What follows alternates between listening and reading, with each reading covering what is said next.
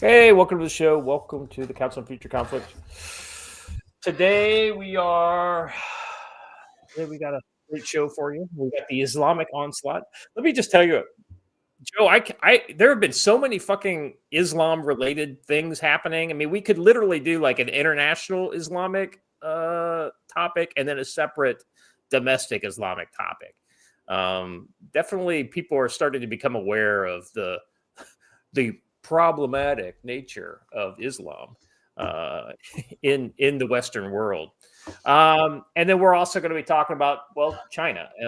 But I'm here to tell you they're literally, I think they've outsourced their foreign policy to Timu because it's just as reliable and I don't know dynamic as their escape spacecraft that went tits up and then their astronauts had to be rescued. So yes, good show today. Joe, how you doing, brother? I am well and good. We're enjoying another fun snowy morning. We've got about 2 inches came down overnight on top of the three we got 2 days ago.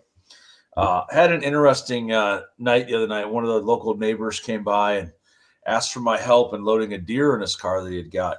Well, it was snowing at the time, and we had to go past where the deer was and turn around and come back because it was right on the highway. And before we could turn around, a snowplow came in and obliterated all of the tracks where he came out. No. So, Oh so my we had to god! spend about 30 minutes tracking around to find this deer. And it's a really nice one. He was like, I'm going to be really mad if we've lost this deer. And I said, I'm going to be really mad if a bear shows up while we're trying to find it.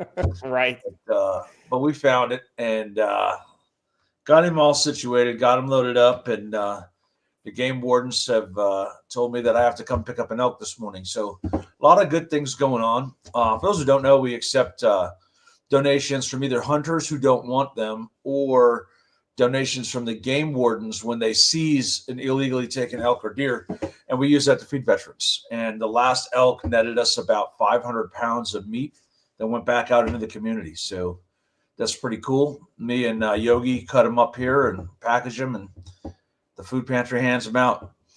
And the Arctic boy, yes, yesterday I actually turned around while the dogs were outside and I yelled at Thor because I thought he had ran off. I'm like, Thor, get back here. And he looks at me like, I'm standing right here because I did look right past him. Oh, that's so funny. It's a good time out here, though. That's awesome, man. And it's life out in the big forest, right? I mean, what could go wrong? What could go wrong? Snow, I guess, according to your wife. But Right. Yes, that was apparently my fault this morning. I was informed it was my fault that it was snowing. So if you get snow in your area today, it's my fault. I accept it. yes, absolutely. Joe is we like to call you Jack Frost. Yeah. It's all your fault. Watcher, I want to congratulate you on the image you found for the thumbnail. Very often, you have to get these subtle kind of messages through an image. But in this one, they actually tell you exactly what their intentions are. Islam will dominate the world, and to hell with democracy. And in English too. I mean, yeah. This is what you call not mask fully off, no mask at all. Yeah. Yeah. Well, I mean, apart from the burkas, but Well, I mean, this ambiguous character. This ambiguous character in the middle doesn't believe in masks. Maybe she should put a burqa yeah, I was on. gonna say, you're very confident. You shouldn't be. If you are watching, let's see, what do we got? We got 44 eyeballs on Rumble right now. If you're watching us on Rumble, hit the like button. Please hit the like button. And let's see, what are we doing over on YouTube? Doesn't like us anymore. We only have 38 watching on YouTube right now. So once again, hit that like button on YouTube if that's where you are at. I suppose I should address this. Yeah, I just did it. I just What's did that? it. What's that?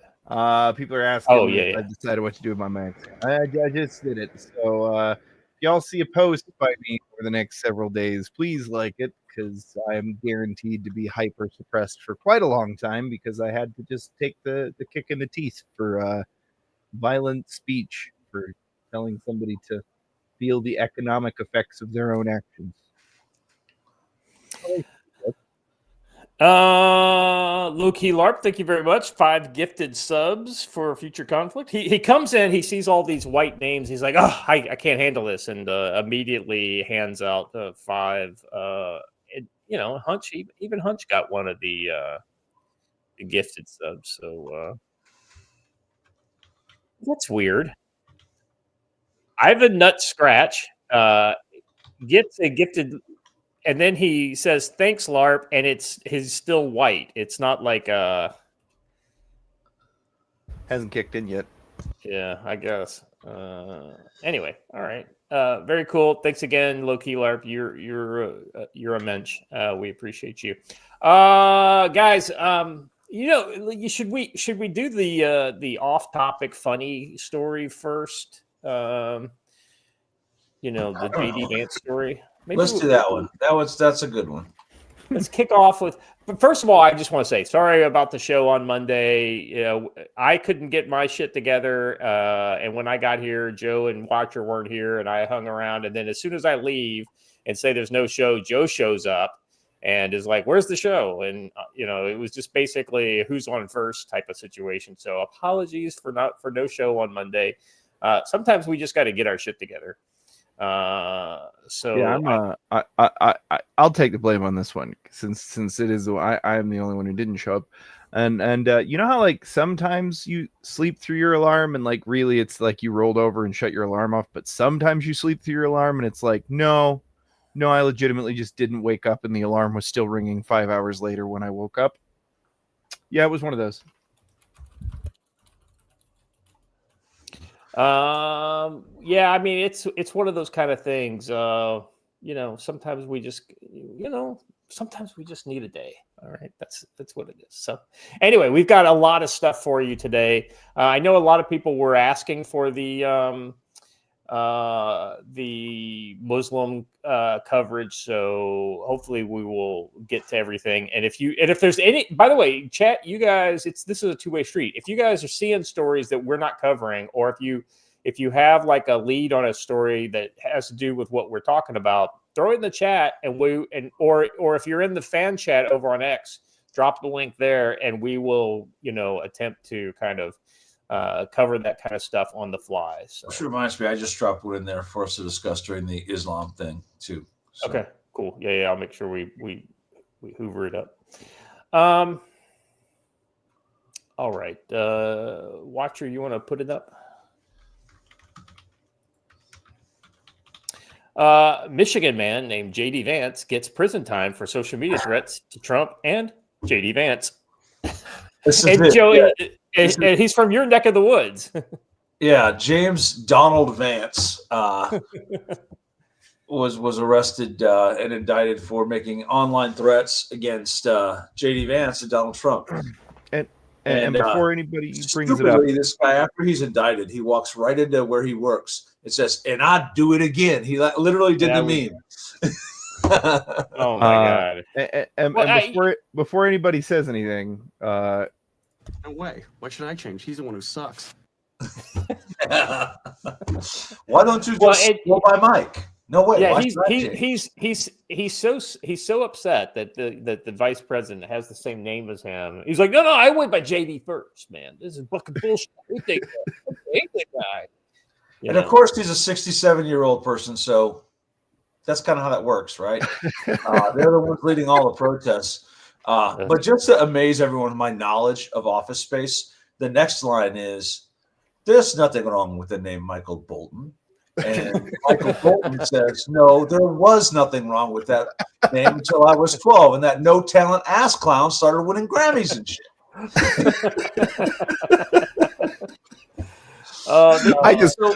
Can I just point out that he's also a Donald Jr. Oh my gosh. So recently, we got one of our younger folks at work to watch Office Space, and she's like, "Oh my God, that movie is still so relevant." And it was just like, I know, right? Everything in there is just like, pretty timeless. Offices haven't changed a whole lot since that era. So, all right. Somebody else says Grand Rapids, shocker. I have to say, yeah, it is not surprising in Grand Rapids, the one part of the state where they can mobilize an Antifa mob in 25 minutes.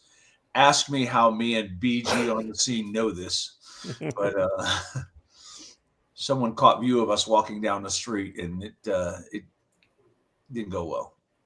Apparently, the like button isn't working. The like button on Rumble or the like button on? Because she's on Rumble, I assume there. Yeah, so I see 18, and I just unliked. Now it's 17, and I reliked it. Now it's 18. So I think it's working. You try reloading the stream if you're on a PC, if you're on a phone or something like that. Just close the Rumble app down, and then just like reopen it, and it'll probably work.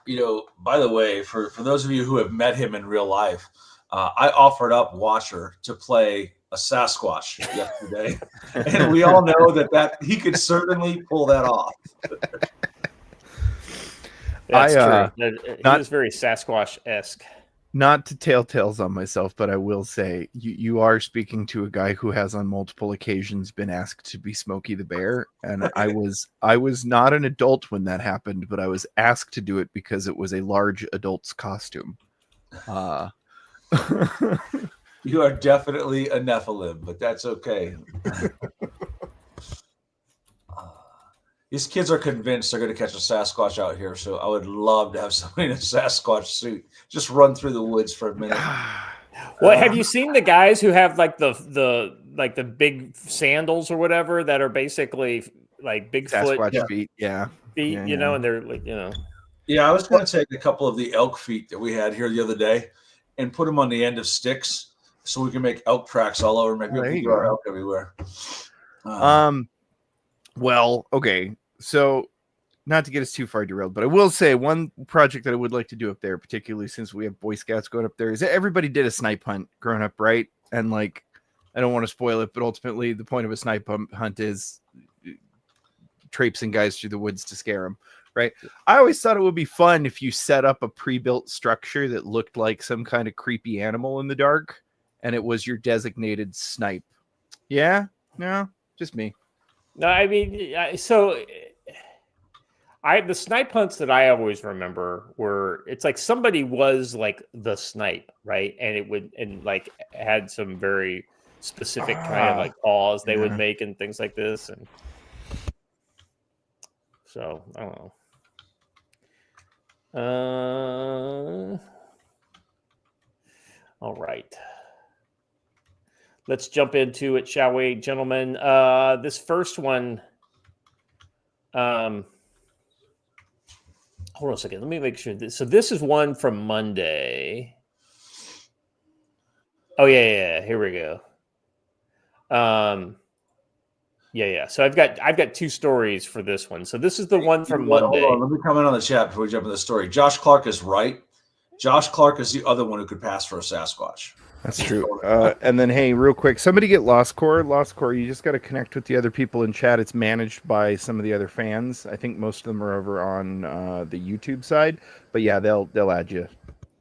Yeah, if you're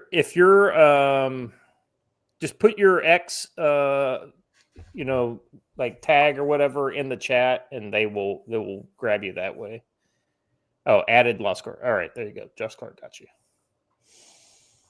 All right, let's look at this. Rubio confirms Ukraine peace plan authored by U.S. as leaders meet in Geneva. So we talked about this, I guess it was on Friday, and we went through what are the kind of all the wickets and whatnot. So this story basically confirms what was leaked by the Ukrainians, last week. And by the way, over the weekend, the Ukrainians said, absolutely not. We won't do this. This is bullshit. We're not going to do it. Now, that wasn't Zelensky who said that. That was like, but kind of, I don't know if it's a leak or if it was a low level kind of person.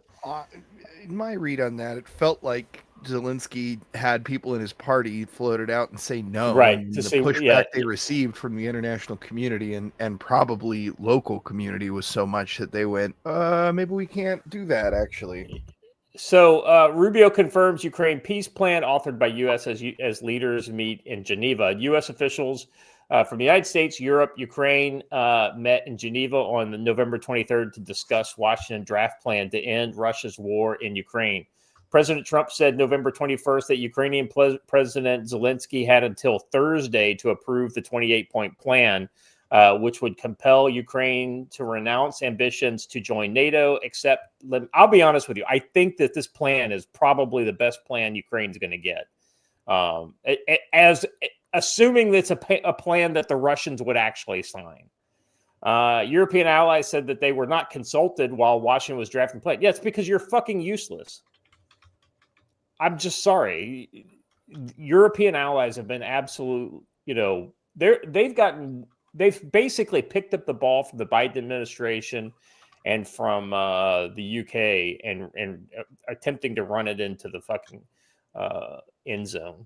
European allies said they were not consulted while Washington was drafting the plan, leaving some confusion as to which parties were involved in formulating it. Well, not the Eugene Vindman told MSNBC that he believed the plan was basically drafted by Putin. I forgot that man's name is not Eugene. It's Evgeny. So Evgeny. His name is actually Evgeny. I forgot that he was elected to Congress. Yeah. Yes. For fuck's sake. Let's see. He told MSNBC he believes the plan was basically drafted by Putin. Well, guess what? Putin's winning right now. As Ryan Morgan reports from the Epoch Times, Secretary Rubio on November 22nd disputed claims that President Donald Trump's latest plan to end the fighting in Ukraine amounts to a wish list for Russia. The peace deal was authored by the U.S., Rubio wrote. On X Saturday evening, Rubio added the proposal incorporated input from both Russian and Ukrainian sides in the conflict, but his choice of words was careful. It was based on input from the Russian side, but also based on previous ongoing input from Ukraine. Oh, that's interesting. So, maybe Ukraine is being a little more conciliatory behind the scenes than they are in public. That would not shock me at all, because it would be exactly like every other fucking country in the world. I'm going to say again also that it just absolutely floors me that we can have a man who was born in the Ukrainian Soviet Socialist Republic holding public office. Yeah. Yep. I mean, he was basically a Ukrainian agent. Yeah. That's all right. Aren't both of the Vindmans under investigation right now? Well, the other Vindman wants to come back into service and be a JAG officer to defend the seditious six. So, and was it Joe? Was that you that put the "Be careful what you wish for"? Yeah. I dog dare you, bro. I believe that there are some height and weight requirements which would prevent said. Somebody said you can't beat the tape, bro. Approaching anywhere near. All right. I guarantee you, though, they would waive physical requirements for these guys just to get them on board and be able to do what they want to do. Oh, yeah. Oh, by the way, seems like you're a little seditious too there. Well, we're going to just have to charge you as well. I just have to say, as long as we're on the topic of Vindman and his ilk, did everybody see that the bit about Nance that came out? That I'm just gonna say, I thought that I knew enough about the man to hate him before, but when you see that he literally used his wife's own headstone to glaze himself, nothing really tops that. Yeah. But that doesn't surprise me about Malcolm Nance at all. Nonce. All right. Let me get back to it. Okay, here we go. Early on Saturday, PBS NewsHour correspondent Nick Schifrin reported that Rubio had made indications that Senator Mike Rounds and Angus King that a leaked version of the 28 was not produced by the Trump administration. He said more from King. He said the leak plan, which according to Rubio is not of the administration's position, is essentially the wish list for the Russians. But before Rubio responded, State Department Deputy Spokesperson Tim Pigok said the allegations Schifrin was raising were blatantly false. As Secretary Rubio and the entire administration has consistently maintained, this plan was authored by the United States with input from both Russian and Ukrainians. Let's see. As we detailed before, the published drafts indicated that the United States would recognize Crimea, Luhansk, and Donetsk as de facto territories of Russia and freeze the conflict along current battle lines in Kherson and Zaporizhia, effectively locking in Russian territorial gains throughout the course of the nearly 4-year conflict. The plan also... Go ahead. Let me stick something in here. This is important because we thought we had gotten some different concession from the Russians at the end of the 5-day-long Georgian War, Russo-Georgian War in 2008.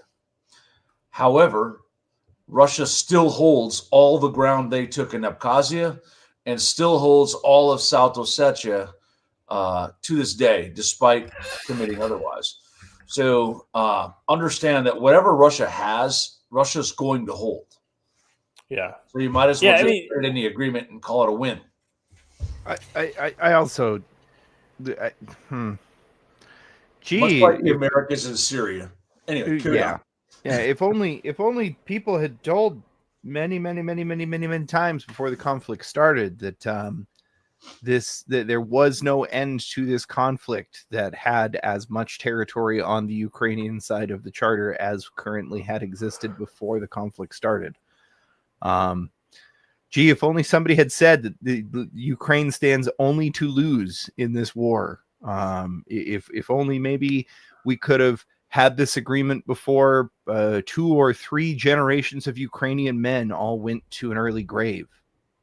Yeah, let me say that if in 2014, at the end of the Maidan Revolution, they had just said, okay, Donetsk and Luhansk want to leave along with Crimea, who had already left.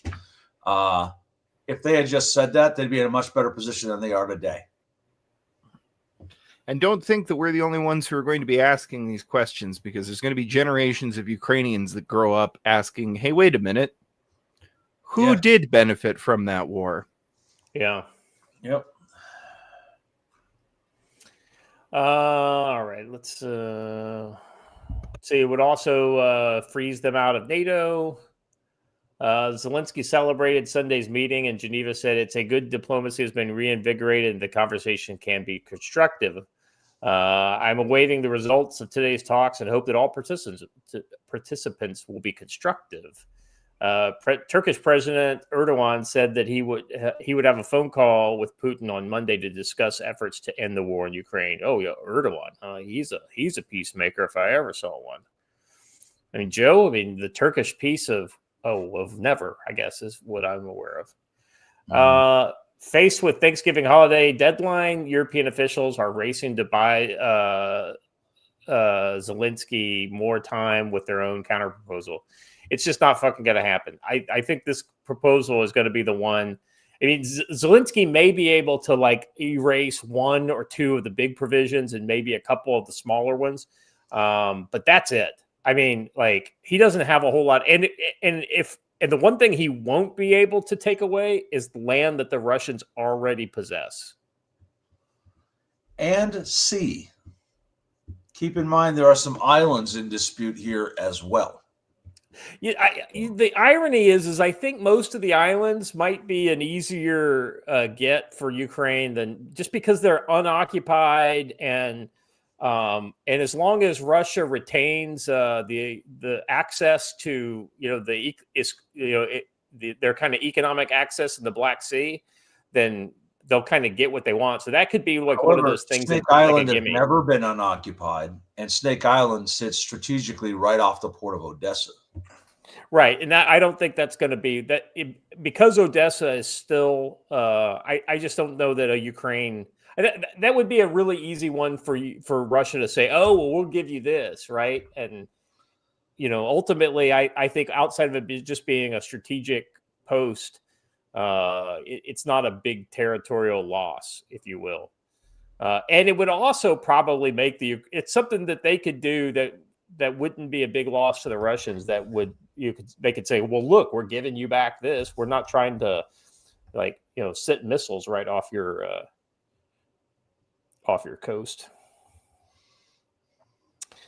All right. Anyway, so let me move on to the next story. So that story was from Monday or maybe even Sunday.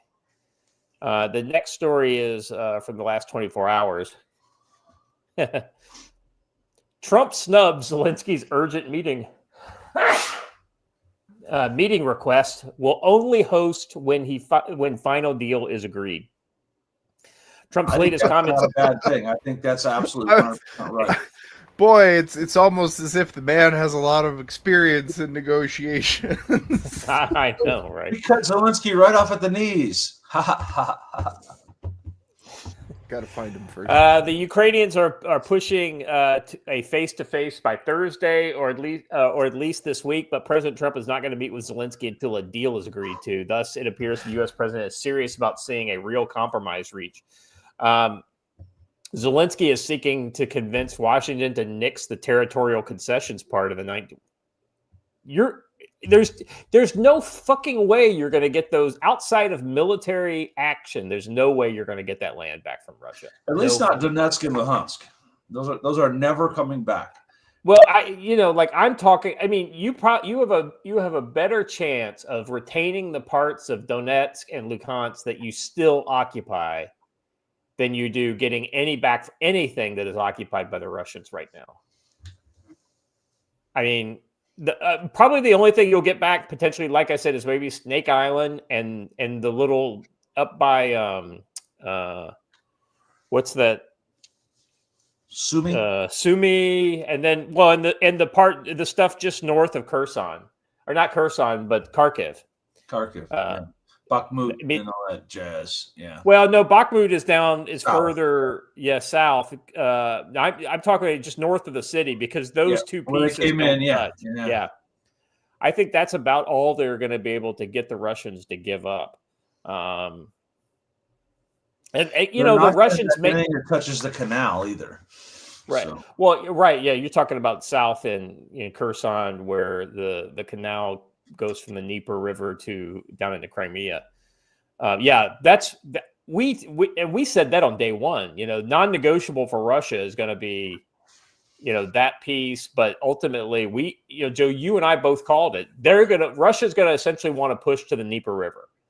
Yeah. All right. Let's see. Below are key lines from Trump's Tuesday Truth social post. Over the past weekend, my team made tremendous progress with respect to ending the war between Russia and Ukraine. I've directed my special envoy, Steve Witkoff, to meet with President Putin in Moscow. And at the same time, Secretary of Army Dan Driscoll will be meeting with the Ukrainians. I look forward to hopefully meeting with President Zelensky and President Putin soon, but only when the deal to end the war is final or is in its final stages. And an important point, to paraphrase Secretary of State Marco Rubio, the Russians have a vote here, and don't forget that. The deal won't happen until Ukraine and Russia agree to terms. I think that's pretty important to remember, and a lot of people basically don't think that Russia should get a vote on this. Oh, they're the aggressor. In order to end the war, both sides have to agree. Exactly. Let's see. Update. Let's see. Since the early morning hours, there's been a steady walk back on initial headlines that Ukraine had agreed to the Trump proposed peace plan, which is now being condensed into 19 points, down from the initial 18. The White House now says few issues remaining in talks to end the war are delicate but not insurmountable, which means that no, the negotiating parties are not at the goal line and may not actually be that close.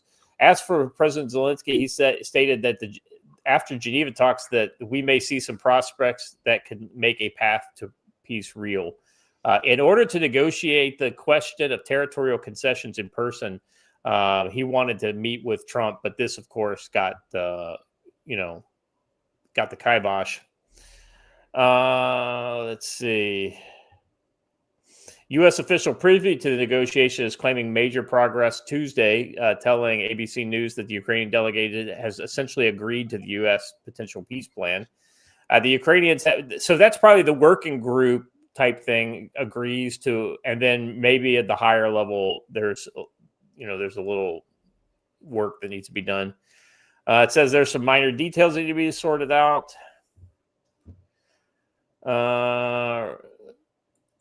Let's see. Also injecting some realism into the front-running headlines. The Washington Post on Tuesday morning writes, Russia is unlikely to accept any changes in the new peace plan to end the war that the U.S. and Ukrainians are negotiating over, say analysis. Even that U.S. Army Secretary Dan Driscoll is in the United Arab Emirates meeting with a Russian delegation, and Zelensky is expected in the U.S., so he's not going. Anyway, it's interesting to see that it sounds like they're trying to get serious over this finally. And let's be honest, Joe, the way we saw the Ukraine kind of lose a lot of key ground recently with the city of Pokrovsk, I mean, there's a lot of great Ukrainian soldiers still on the line, but man, they're losing people left to right. And when they lose a trained soldier, they don't have anybody just to magically replace them with. Right. It's an interesting twist. I think that I think it's the best deal possible. In the chat, Karen asked, will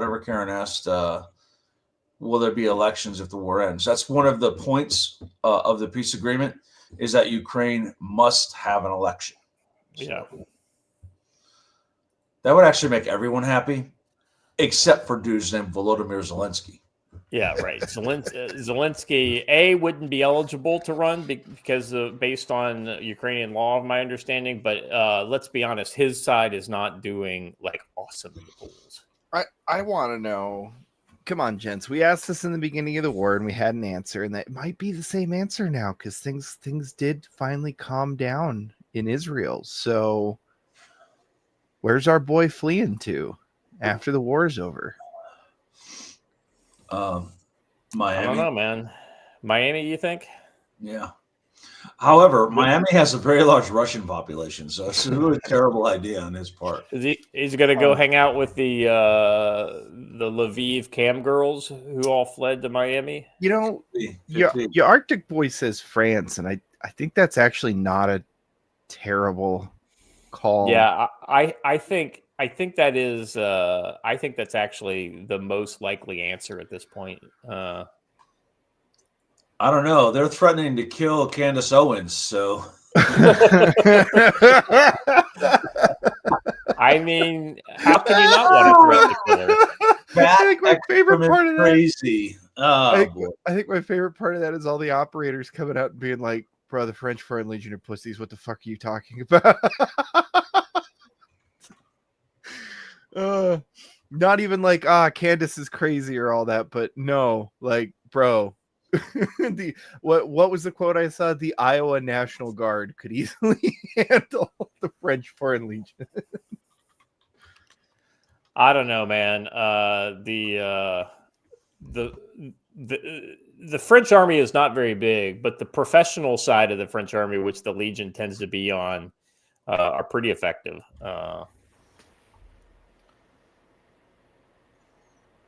Let's see. All right.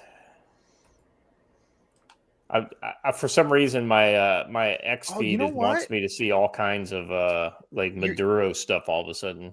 Your Arctic boy's got a good point there that I had never thought of. France does have a history of sheltering very unsavory people that I, for Oh, some yeah. reason, never comes to mind. Roman Polanski being one.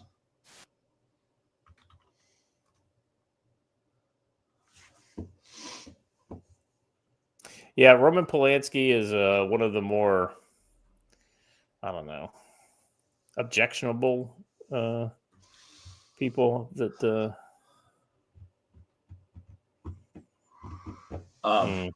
In France All includes right. a lot of places people don't think about, like French Guiana. Oh, that's true. They have a lot of former colonies that are now overseas territories.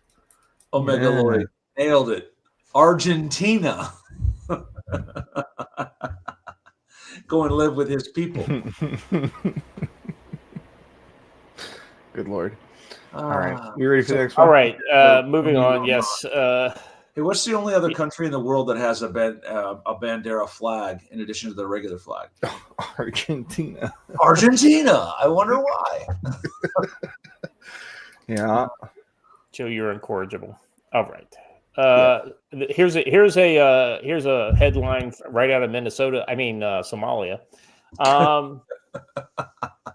This is from Open Source Intel. Breaking: U.S. Special Operations troops and Puntland counterterrorism forces have carried out a pre-dawn assault on ISIS Somali hideouts in the Balad Valley. More than 100 American special operators arrived by MH-60 helicopters with Reapers overhead, striking cave positions held by about 10 to 15 ISIS fighters. Now, you may say, well, it takes 100 to take on 10 ISIS fighters or 15 ISIS fighters. You've never been in a cave complex if you don't think so. That's right. This is one of those kind of things where, it's not just like 3-1 on the offense, right? If they're in prepared defensive positions, not only do you want it to be more like 10-1, but you also want some heavily prepared. Like that's what the Reapers are for. That's where they probably had Air Force air support as well, and then they probably had a bunch of So we the PCTF pushed in with roughly 200 troops after several days of U.S. airstrikes that had already killed multiple militants. The raid triggered 2 to 4 hours of close quarters clashes inside fortified caves. Now, I'm not saying the Americans weren't doing some of that, but I bet 99% of the door kickers on that were the local forces. Yeah. Let's see. Inside fortified caves, including engagements with foreign fighters from Syria, Turkey, and Ethiopia. Turkey, huh? By sunrise, U.S. and PCTF forces had withdrawn with no reported American casualties. Early results indicate the senior ISIS Somalia commander and several aides were killed, along with a total of 5 to 10 terrorists. Forces also destroyed weapon caches and equipment used for gold mining operations that funded the group. Puntland's leadership says the operation now controls almost all of the Khao Mask mountains and aims to eliminate ISIS Somalia by December 2025. Yeah, go ahead, Joe. Let me first of all say that just the name, the Puntland Counterterrorism Task Force, is ridiculously funny to me because have you ever worked with locals in that region? No, I've never. They're not exactly what you would call crack troops, but yeah, right. This is actually a very, very remote area, though. It's pretty tough. There is a lot of people might think, well, it's Ethiopia or whatever. There's no jungles or whatever. There is some jungles around these mountains, and it gets pretty tough. So, a fight that needs to be had. This is an Al-Shabaab and ISIS affiliate. Needs to be dealt with. I would be searching there for receipts for autism treatments in Minnesota because that's where most of their funding comes from. Yeah, Medicare fraud in Minnesota. So, yeah, that's probably why they hit him at night. Jay Clark. Khat is a very very commonly used substance, locally grown. You don't hit them in the afternoon because they become like supermen with that stuff. So hit them at night. All right. So it's just, once again, that's another place we're fighting that most Americans have no idea about. Let's see. All right, so the next one is the sedition, Joe. This became quite a sensation. I guess it was it over the weekend they did this video? It was I Yeah, want to it's say it Friday. was last weekend. It was on Friday. Yeah. The traditional dump it here when you want it to get talked about for the whole weekend spot. Yeah, because there's not a whole lot of news on the weekend, so if something pops up on social media, it's a really easy kind of thing. This is a post from yesterday. This is Patrick Bet David on with Jesse Waters. Let's see what he has to say. I think normally they think they can get away with comments like this until they face a guy named President Donald Trump who sued and won money against George Stephanopoulos, YouTube, Twitter. How many other companies you want me to talk about that? He won so many different lawsuits about to go after BBC. They don't realize they're going after somebody that's probably going to hold them accountable. And Mark Kelly, obviously, thank you for his service. He wrote a long tweet today.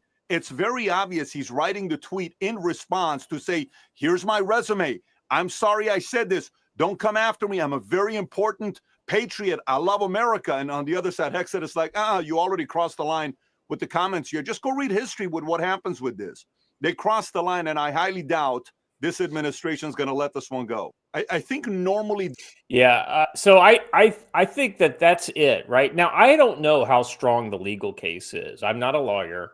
And I think if you just look at the letter of the law and the actual script of what they put out, you could say, well, we're not doing anything other than just re-emphasizing the text of the regulation, right? So that will be their defense, right? So we're not saying anything that is, but here's the problem. Is they're doing this not in the conflict, like not saying like, oh, well, there are illegal orders being put out and you need to do this. They're doing it in the context of, well, we're not going to tell you what the illegal orders are. You have to figure that one out for yourself. And it's surrounding the U.S. use of force down in in the Caribbean and these National Guard deployments and the military isn't Donald Trump's private militia. These types of partisan political comments that are essentially what they're doing is they're reaching out to people within the military who have those points of view potentially and encouraging them to do things that are probably not in the best interests of the individual troops themselves. Now, just one final thing: if you say if you are in the military, you say, well, I'm not going to follow that order because it's illegal. Okay, that's great. You're going to have an opportunity at your court-martial to defend your decision and to explain why the order that was given to you was in fact illegal. So that'll be those troops' opportunity. Joe? A couple of things. Number one, they say everything Trump does is illegal. So they entirely meant disobey anything Trump says. Well, and that he's a fascist, Joe, right? Right. Two, there's literally no evidence whatsoever that he has issued a single illegal order. Right. People can argue all they want about the bombing of those boats. It's no different from any of a number of airstrikes conducted by the Obama and Biden administrations. None whatsoever.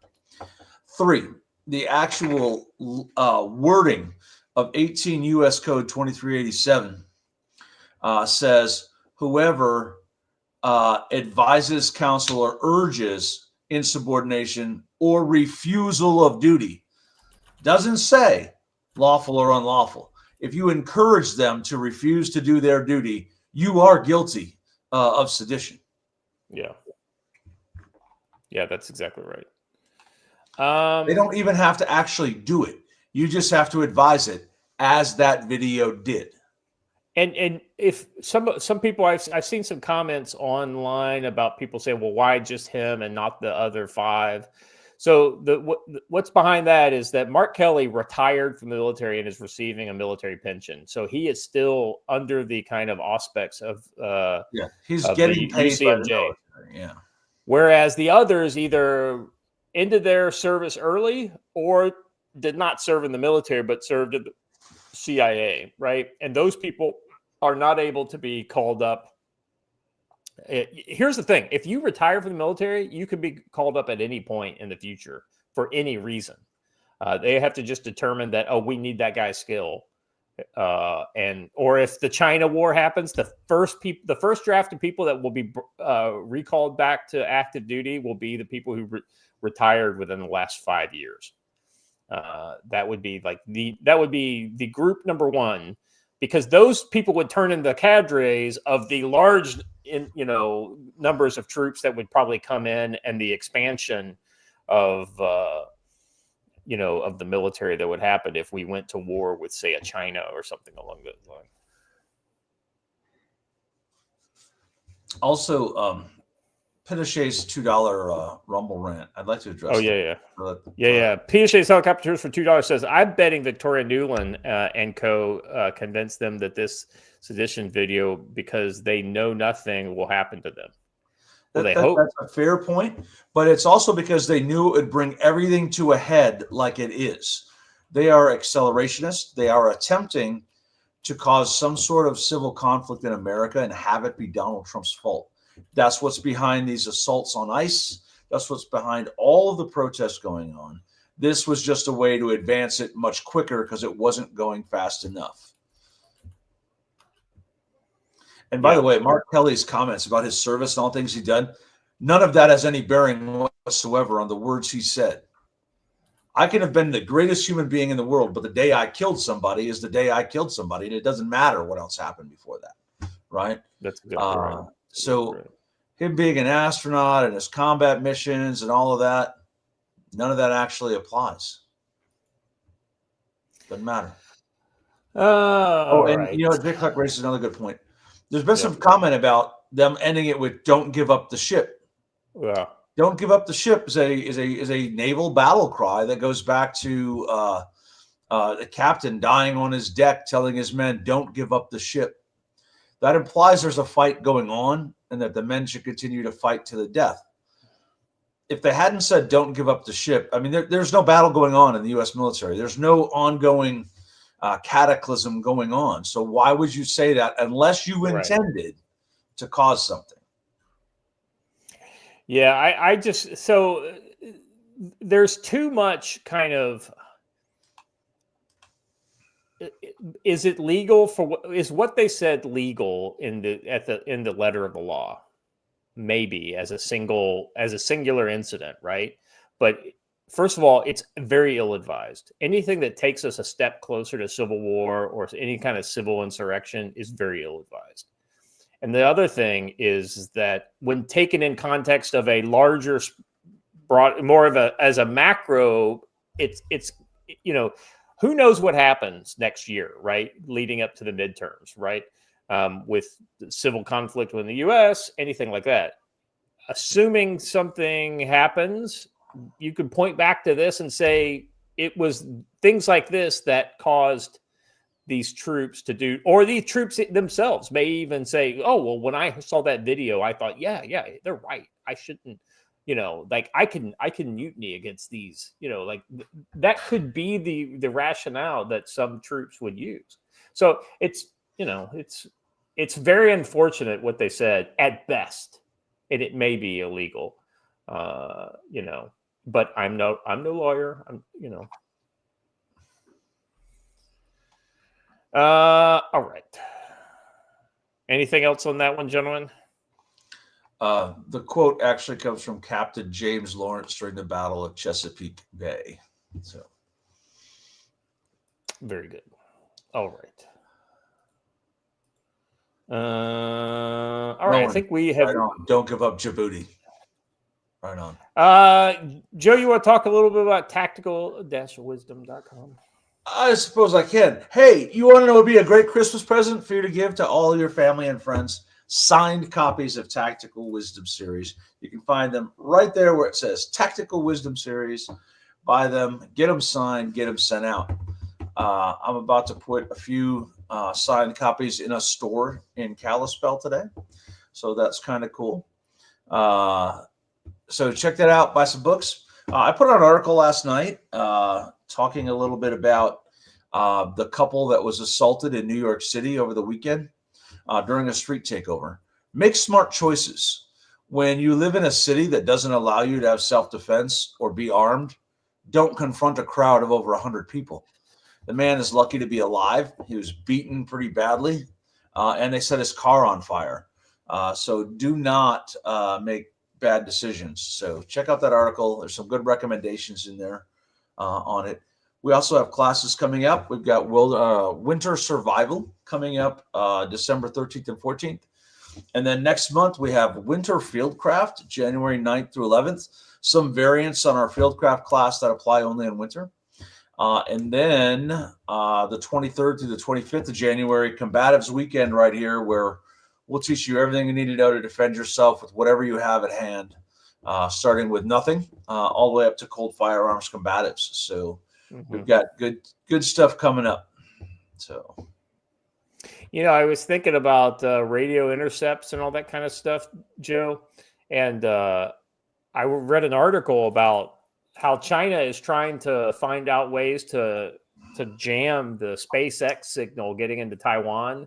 And ultimately what they've come up with is essentially a network of 1,000 to 2,000 coordinated drones that basically grid out over the entire area around Taiwan, right? To include over the island of Taiwan. So they have to be able to, have them not be molested over Taiwan. And then like beaming like a 4-kilometer signal that would essentially, cover the entire spectrum that the SpaceX satellites use. And I was like, man, it sounds like SpaceX really gives or Starlink really gives China a really hard problem to have to solve. It's not just Starlink; it's any free access to the internet.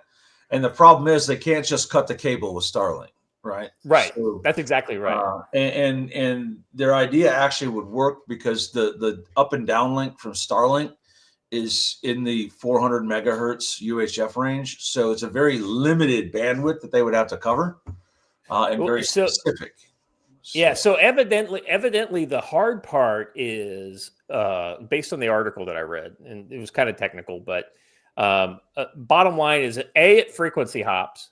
B, you only hold like one satellite maybe for maybe 10 minutes max. And you're usually getting multiple satellites to one receiver, right? So you're sending your data and everything from not just to one satellite to multiple satellites. And so it's just this kind of like, it's not like a single satellite goes over like the Iridium, or it's a single like high altitude satellite that's easier to jam. It's the whole like the many eyeballs. Like, so for instance, your satellite may be in contact with almost 50 satellites at any one moment potentially. And if one satellite gets jammed, then it just pops around, and it was just a really interesting problem set. And so, they said that they would just have to have like thousands of drones over the blanketing Taiwan in order to do it. So it would have to be like a brute force type of thing. But the problem that they articulated was like, as soon as you lose maybe 5% of the drones, then it would stop working. Without us bogging the show down and nerding out about it too much, that's true. If you ever seen Starlink go overhead, it's Starlink because it's a chain of 7 or 8 at a time. Yeah. For that very reason, right? It covers several different frequencies. They're all on a different one. So, you know what? Actually, Anyway. last weekend, Matt held a course down in North Carolina on drones, how to use them and how to avoid them. Drone ISR class. And it's very eye-opening. It teaches you that while drones are a fantastic and great tool to use, they are not all-knowing and all-seeing, and they're actually fairly easy to defeat as long as you don't live in a country that is all flat grassland like Ukraine. Get under some trees, get into some terrain, and you can defeat them. Same thing going the other way, coming down from space. Same deal. Well, see, that's. I always wondered, maybe Starlink actually probably would be a pretty good, assuming the government doesn't just completely clamp down on it, right? If like there is any kind of free access to the network, that would be a pretty amazing kind of guerrillas communications network. My understanding is they're very hard to find as far as the like actual like DF or whatever. I don't know if that's true unless you're turning it on and off at random intervals. If it's always broadcasting, a spectrum analyzer is going to find it instantly as long as you have it gated wide enough. Yeah, but that's a whole topic for the SIGINT course. But the backpack version of Starlink solves a lot of problems and can be a great guerrilla communication network as long as you use it as designed, right? The key to guerrilla communications is preparing your message, getting everything ready, and only turning on your equipment and broadcasting when you are ready to send, and then turning it off instantly. Yeah, they'd have to catch you during the second of that micro burst that you send out, and then move. Broadcast and then move instantly. Well, I think that's what I had heard. Like, because it's internet, you can just basically turn it on, send a whole bunch of stuff all at once, and then turn it off, and then you're out. So I can do that without the internet too, though. I can do that with a UHF radio. Yeah, right. Which, guess what? Starlink is a UHF radio. So, right, exactly right. All right. Anyway, well, the stations, the base stations. Okay, moving on. Oh, by the way, the brush speeder ad. I don't have a brush speeder ad today. I'm sorry, I neglected that. We just did one. Yeah, we just kind of did one talking about the course. Take the drone ISR course. Exactly right. And when you sign up for them, use code CFC10 for 5% off. Shipping and is free for anything over $100. So definitely check that out. Real Bob Johnson over on YouTube says, off topic, but I'm rowing with Mike Bennett's team for Alzheimer awareness, 6K meters, 5 days a week. If anyone can donate. Yeah. Listen, Oars for Hope is a fantastic organization that Bennett is involved with. Yep. So jump on that. Give him a hand there. Yeah, at Real Bob Johnson over there on X. Who is not even real or Bob Johnson. Or Bob Johnson, right. Let alone the real Bob Johnson. Oh, the irony.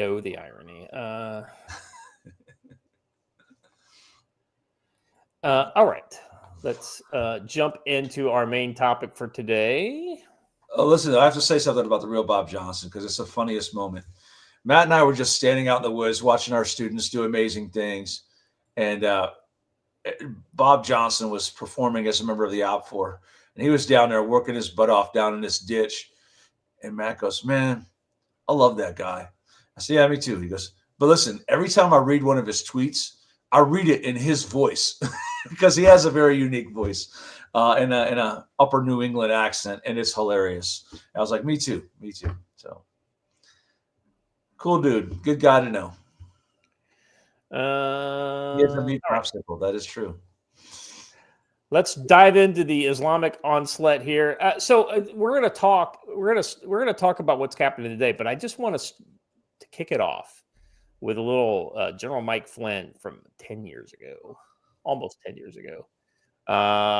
We've got almost 10 years ago, circa 2016, I issued the warning on national television that too many in Washington and the media refused to hear. So let's go ahead and listen to this, and then we will kind of go back to his post. I do believe what we have, though, is we have a significant problem with radical Islamism, and we have to address this problem. And I think whatever Donald Trump says this afternoon, the bigger issue, and we're seeing it in our own attacks today in Libya to try to settle that situation down, what we've seen around Europe. I mean, the rise, the doubling, Wolf, of radical Islamist groups around the world is something that we have to pay greater attention to. And you've written a whole book about it, and it's a bestseller. I do believe. Little prescient words there by General Flynn. He says, for speaking the truth, I was attacked, smeared, and silenced. Fast forward to today, Europe is under siege. ISIS is rebuilding footholds across Africa. Iran's proxy network is expanding into every vacuum our leaders create. Biden's open border has invited threats that threats we have and will continue to pay for in American lives. What I said in 2016 was an honest assessment and a warning to every American. The threat didn't disappear just because politicians ignored it. It didn't shrink because the media censored it. Instead, it grew. So, yep, I totally agree with that. And so we're going to kind of dive into that a little bit. Speaking of radical Islamism, I muted the radical Islamist in the feed. So, I didn't even see that one. Oh yeah, shoot, sorry. All right, let's go. Let's move on to so here we are. That was then in 2016. This is now. What do you guys think? Very, let's watch it. Very, very predictive. Yeah. Yeah, let's watch this guy's video. There are now more Muslims in Ireland than there are traditional Irish speakers. And I want to show you this video. This is Islamic centres in Ireland. Graham Linehan said it's like the game Civilization, where when one side is on the way to achieving the religious victory win condition.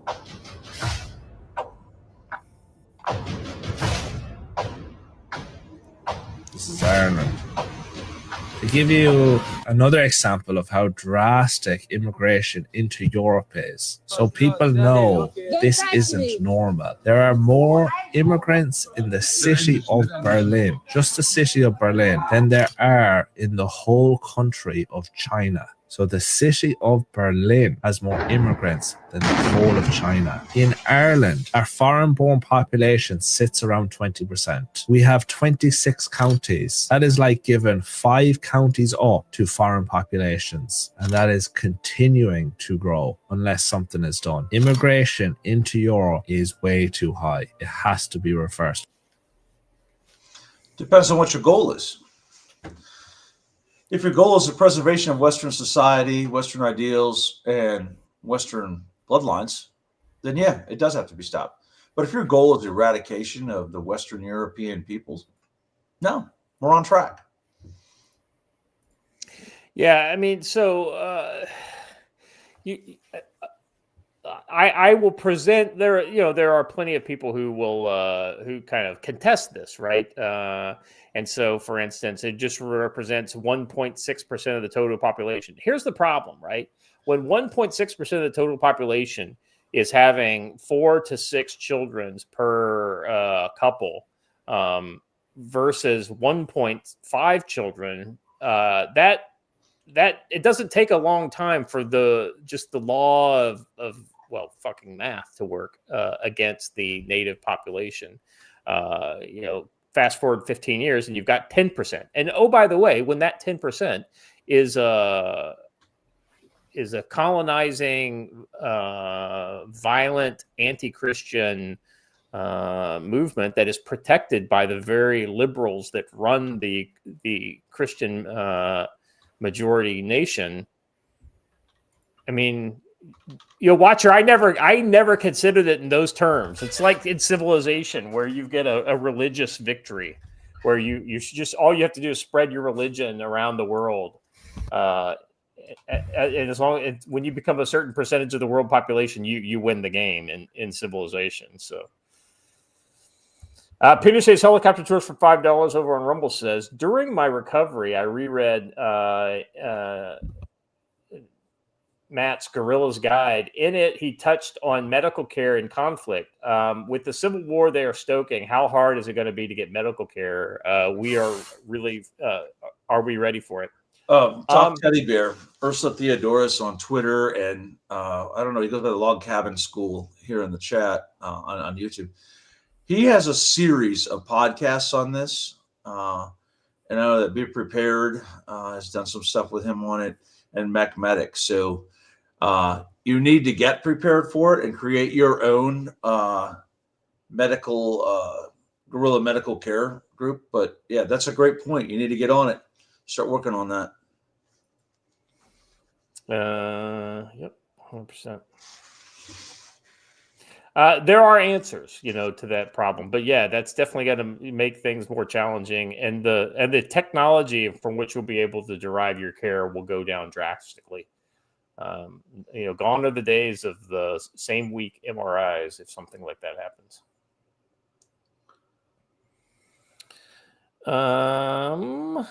Is that a new version of the German flag, but with Arabic colors? Sure looks. Or is that the Syrian flag? No. Wasn't it the red, white, and black? Wasn't that one of the older Syrian flag? I don't know. Don't know.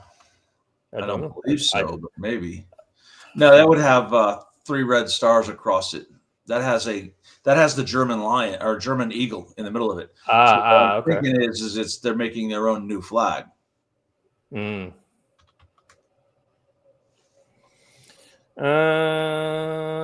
right. Let's see. Moving on. Arab colors: green, black, and white. Yeah. Yeah, so this is in Milan, so Italy. There I just fucking saw a story on. Like I said, these stories are just all over my fucking feed. Let me find it again, because it was basically this woman who had just got married, or she was the fiance of this guy, got dragged from her car and raped in front of. Let me see if I can find it. Oh man, why is it so hard to find things again?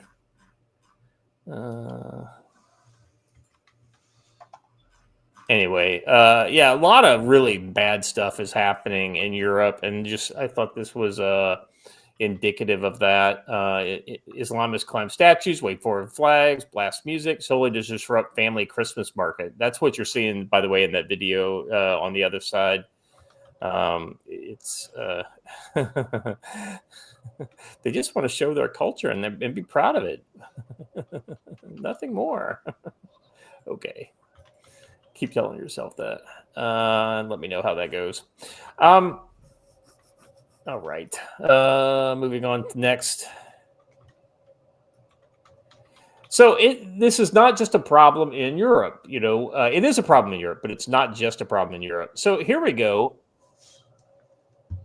This next one is a man named Muhammad blocking traffic in Hickory Hills, Illinois, with his friends as they all shout at each other in Arabic. Impeding traffic is against the law in America, but not if you're a foreigner acting out foreign customs. And hey, guess what kind of horses those are, by the way? Arabians. Arabians. Are they really Arabians? Or that black one might be. I don't know about the other ones. But anyway, what is the point of doing this? Simply to cause problems for others who are not Muslims. Well, and then I like the guy right below has the answer. If you go down into the response, you've got a different answer. The bacon spray. Evidently, if you spray bacon on Muslims, you can get arrested. I guess that's now considered assault or whatever. All right. Yes, RH 5200. That's exactly what the point is. Yeah, the point is right. Yes. Israel said it assassinated a founded member of Hezbollah in fresh Beirut strike. So it's there is some pushback going on in the world against radical Islam, of which Hezbollah is a alive and well organization. I mean, everybody kind of says that Hezbollah has gone to ground. Well, I guess this guy thought he went to ground, and now he's in the ground. Things between Israel and Lebanon just escalated in a major way as Israeli military launched a major attack on the capital of Beirut in what later announced as another targeted attack on top Hezbollah leadership. The IDF announced that it eliminated Hezbollah's chief of staff after Lebanon's official news agency reported 2 missiles were fired at an apartment building on Al-Arad Street in Harik neighborhood of Daya. The large plume of smoke could be seen rising above the area. Hezbollah stronghold in southern Beirut, and extensive damage to cars and surrounding buildings resulted. At least 5 people were killed, another 28 were wounded in an assault which came without warning. New York Times, too, has admitted that the attack on Sunday, the assassination of a senior Hezbollah leader near the Lebanese capital, was a new escalation. New escalation against what? There's no peace deal with Hezbollah, to my understanding. Hezbollah just basically said no mas and kind of slunk back into their holes after they got basically run out of southern Lebanon. Well, listen, that Dubai strike kind of shook the world, right? Like, it had impacts way beyond the Hamas. Qatar. That's Qatar strike. Yeah. Qatar. When those strikes happened, everyone's like, oh, they're willing to get us in these places we've been safe in for so long. So the guy that they killed was believed to be the number 2 of the movement, one of the founding members of the organization, a very keen military figure, a man wanted by the U.S., which designated him a terrorist, and there was a $5 million bounty for his whereabouts. Let's see. Likelihood Israel is still maintaining a well-placed intelligence assets within Hezbollah. Well, yeah, I would think so. Because this would be considered a major security breach. Reminiscent of the pagers. Phone for you. No, you answer it. And just to show that they're not leaving Hamas out. Hamas threatens ceasefire is over amidst rising Israeli airstrikes. Joe, of course they were like, well, listen, we disarmed, right? I mean, Hamas completely disarmed after wait a second. No, they never did. They didn't disarm at all. In fact, they became more aggressive after the peace deal was signed, because essentially Israel did what they said they would do, is they pulled their ground forces back out of certain areas. And what happens immediately? Hamas comes boiling out of their underground tunnels that are being protected by human shields, and essentially took over those areas. Hamas is threatening the collapse of the U.S.-backed ceasefire after a series of Israeli airstrikes and the rising death toll in Gaza over much of the past week. However, excuse me, Israel's military, in fresh Sunday statements, said that it is Hamas terrorists repeatedly violating the truth. I mean, let's be honest. Even if I'm not a pro-Israel guy, it's not hard for me to believe that Hamas is the one that's kind of poking the bear on this. Yeah. But Hezbollah is also the one that gets the most direct support from Iran. Right. So it's probably the one that's a little more controlled, because it's controllable via money. I am reminded, the SEAL 77 just joined as a member. Thank you very much. I am reminded, if you are a member on YouTube, remember you have your free $5, essentially equivalent to $5 super chat every month. So if you want to use that, it's one way to kind of get your question answered if you have one, or if there's a statement you want us to read. We read all of the member messages.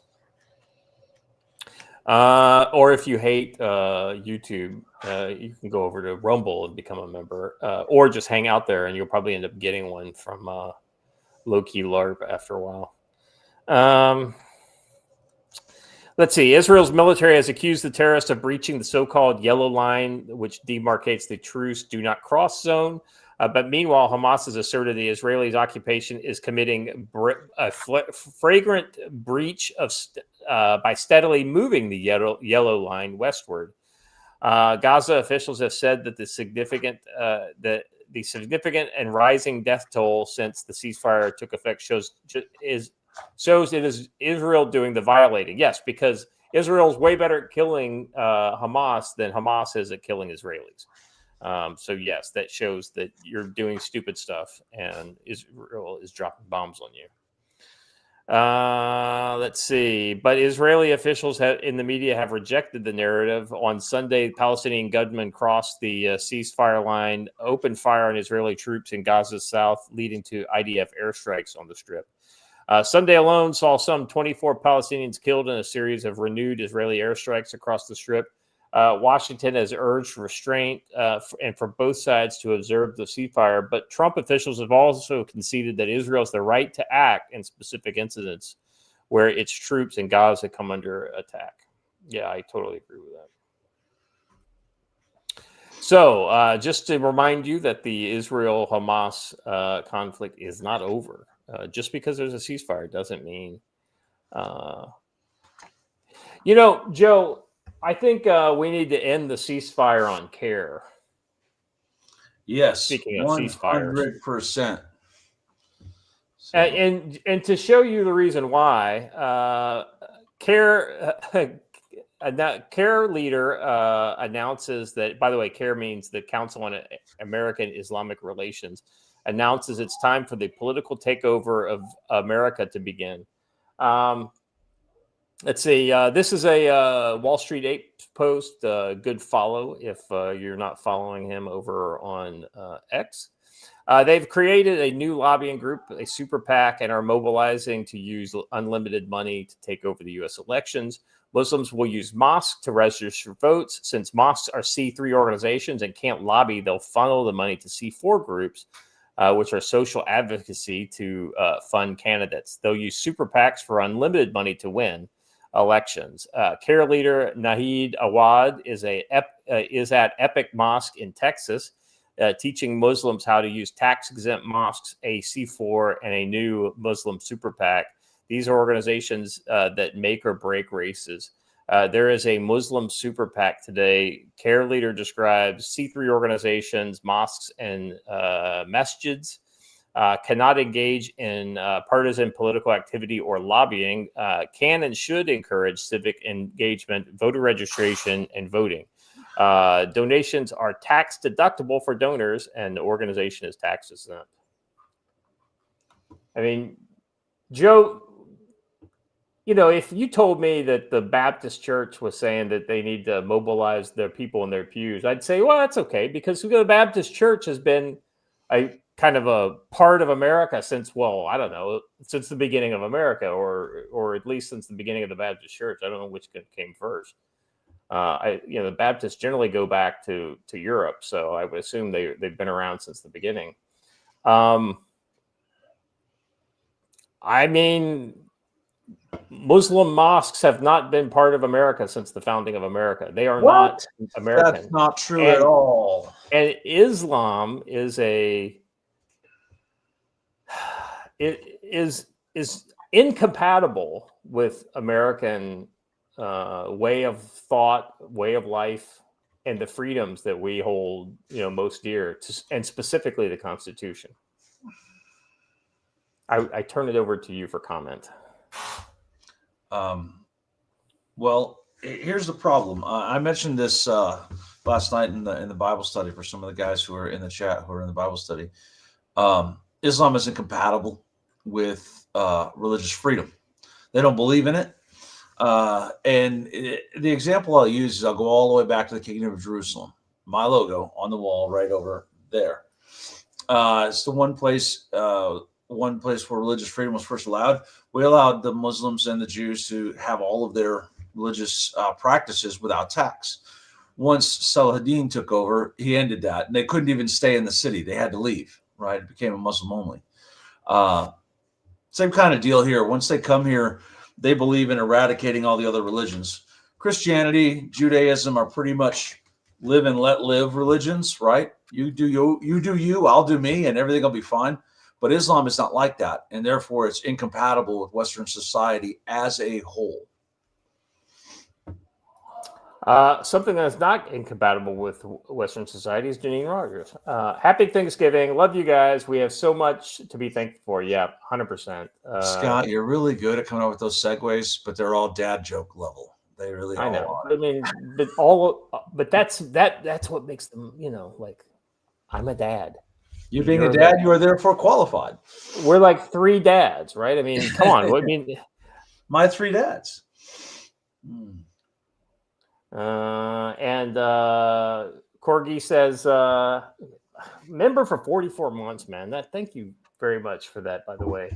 Happy Thanksgiving. Happy Thanksgiving to you too. And happy Thanksgiving to all of you, by the way. Hey, by the way, that reminds me. I forgot to mention this back. Well, first of all, Ohio is not real. Yeah, back to my tactical wisdom segment for a second. Friday night, 9 p.m. Eastern, 7 p.m. Mountain. I'm going to do a live over on Locals where we talk about your heritage. So it's going to be Thanksgiving. Let's go back to the first Thanksgiving. Let's talk about the way those people lived and how we can get back to something similar. And then we're going to talk about what that means in this moment we are in. So it should be pretty fun. We usually have a good time with those. But if you want to watch more than the first 5 minutes, you got to be a member on the Locals. So get on over there. Hey, Watcher, I just shared a link in the private chat. Can you play that video? This is the guy who, I guess this is the guy who's like the president of CARE. Muslim and trying to follow the example of the Prophet, enforce it in the United States. As I said, the U.S. government does not legislate, interpret, establish, or prevent religion. However, it protects the right to do all of the above by the religious community itself. And the next step will be creating a forum to create the consensus. It should move to the center. We should elevate the interest of the Muslim community to raise awareness, to create public demand, and create also at the state, local, and federal level legislation. CARE has expertise in drafting legislation and working with lawmakers to pass legislation or to fight legislation that are not in our interest or contrary to our interest. And that's how democracy works. So now to take it to the next level, once we have legislation passed, then we move it to the protection agencies. In the U.S., it is obvious that the U.S. government cannot legislate religion, cannot define religion, cannot interpret religion, cannot establish religion. So we have to do it ourselves. I mean, you know, they're ready to use our system against us. Well, and that's why their name is a lie. Council on what? American Islam Relations. Yeah. They don't want relations. They want to take it over. Yeah. That's exactly right. All right. Let's. I have to delete. There we go. Let's move on to the next one. So, speaking of CARE, they recently called out the Valentina Gomez, and so let's watch what she has to say after basically they put a. You know, I won't say they put a price on her head, but they definitely said, "Oh, well, we got to go after her. Or she's like somebody who we have to be aware of." For me, a terrorist organization just put a bounty on my head, and they're going to try to kill me before I get into Congress. There's one in particular. It's called Rare. It's Valentina Gomez. She has also been spewing all kinds of hate towards the Muslim community who's running a race in North Texas. Because I'm the only one that has the guts to end Islam in Texas. They're going to stage a fake attack, blaming Amy, Meg, and I, and make themselves look like victims and cry Islamophobia. I have contacted the White House and the FBI because CARE has direct ties with the Muslim Brotherhood. We have a Muslim problem in America, and the way to solve it is by bringing back the Muslim ban. These invert pedophiles have 56 Muslim nations. They're not here to assimilate. They're here to rape us into submission, and I will never let Texas fall to Islam. We have about going hard books about this. I'm just saying. Talk about going hard in the paint, though. You got to love her, like zero compromise. Yeah, she's a little nutty on some other stuff, but man, she definitely is good at marketing. That's for sure. Yeah. And Amy Mack has absolutely there's a lot of good content out there that Amy Mack is basically doing a very good job of showing the words and the things that CARE and other organizations are doing. Oddly enough, CARE sues Texas over terrorist organization designation. Now, let's be honest. I don't know what Texas designating a group as a terrorist organization might do, on any kind of nationwide level, but it definitely makes it harder for them to operate within the state of Texas. Yet somehow they're doing it. The Council on American Islamic Relations, CARE, filed a federal lawsuit against Texas Governor Greg Abbott after he designated the controversial Muslim advocacy group as a foreign terrorist organization and transnational criminal organization. Let's see. No civil rights organizations are safe if a governor can baselessly and unilaterally declare them terrorist groups, ban them from buying land, and threaten them with closure. Well, Joe, I mean, it's easy. Disassociate yourself completely with all the terrorist organizations that you are directly tied to. That might be a good first step. I mean, I don't know. That would be a good way to start, right? Yeah, I don't know how you could really do it because they are essentially a social terror organization. Basically, let's see. In November 18th proclamation, Abbott also assigned the same designation to the Muslim Brotherhood, an organization created almost a century ago. Although the Muslim Brotherhood, which has branches all over the world, says it renounces violence and now aims to establish Islamic rule through elections and other peaceful means, the proclamation said the Muslim Brotherhood provides support to localized branches in countries and territories throughout the world, including groups that conduct terrorism internationally. Of course they do, like Hamas and Hezbollah. They have direct ties to both of those groups. The proclamation describes CARE as a Muslim Brotherhood successor organization. That is a true statement, and there are still active links between the two organizations. And notes that the FBI has described CARE as a front group for Hamas and its support network. This is also true. Hezbollah as well. The new state-level designations empower Texas Attorney General Ken Paxton to sue, to shutter both groups and block them as well as their affiliates from acquiring land in Texas. The Republican governor said the organizations were designed under the Texas Penal and Property Codes, according to the proclamation. The Muslim Brotherhood and CARE have long made their goals clear: to forcibly impose Sharia law and to establish Islam's mastership of the world. You notice the thumbnail that we put up today, where it basically says Islam will dominate the world, and democracy is kind of is done. Well, maybe you got a point there, but I don't know.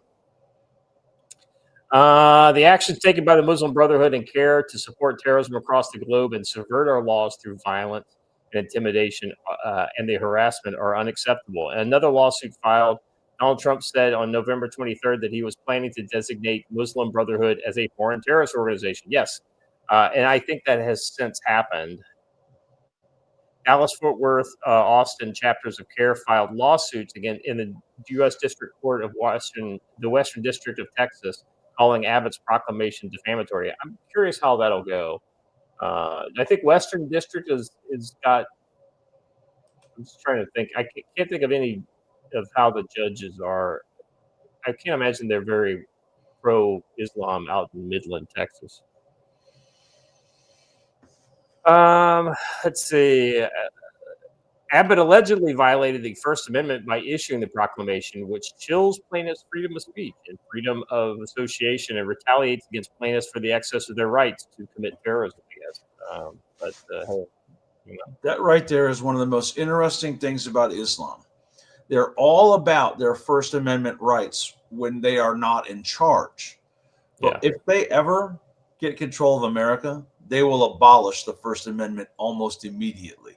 They can't have you freely practicing your religion. So that story was from Monday, and so this is the story from yesterday. The next one is this is literally kind of like the perfect kind of and the next story is Trump signs executive order to designate Muslim Brotherhood chapters as foreign terrorists. A little more than one day after Just the News published John Solomon's exclusive interview with President Trump, where he confirmed plans to designate the Muslim Brotherhood as a foreign terrorist organization, the White House formally announced on Monday evening that the president has initiated the process to classify specific chapters and subdivisions of the Muslim Brotherhood as FTOs.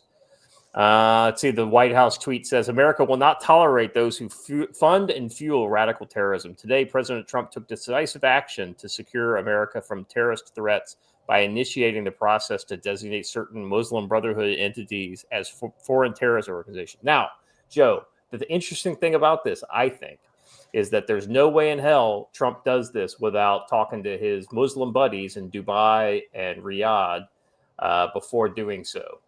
So he basically, I'm sure, has the blessing of Saudi Arabia to do this.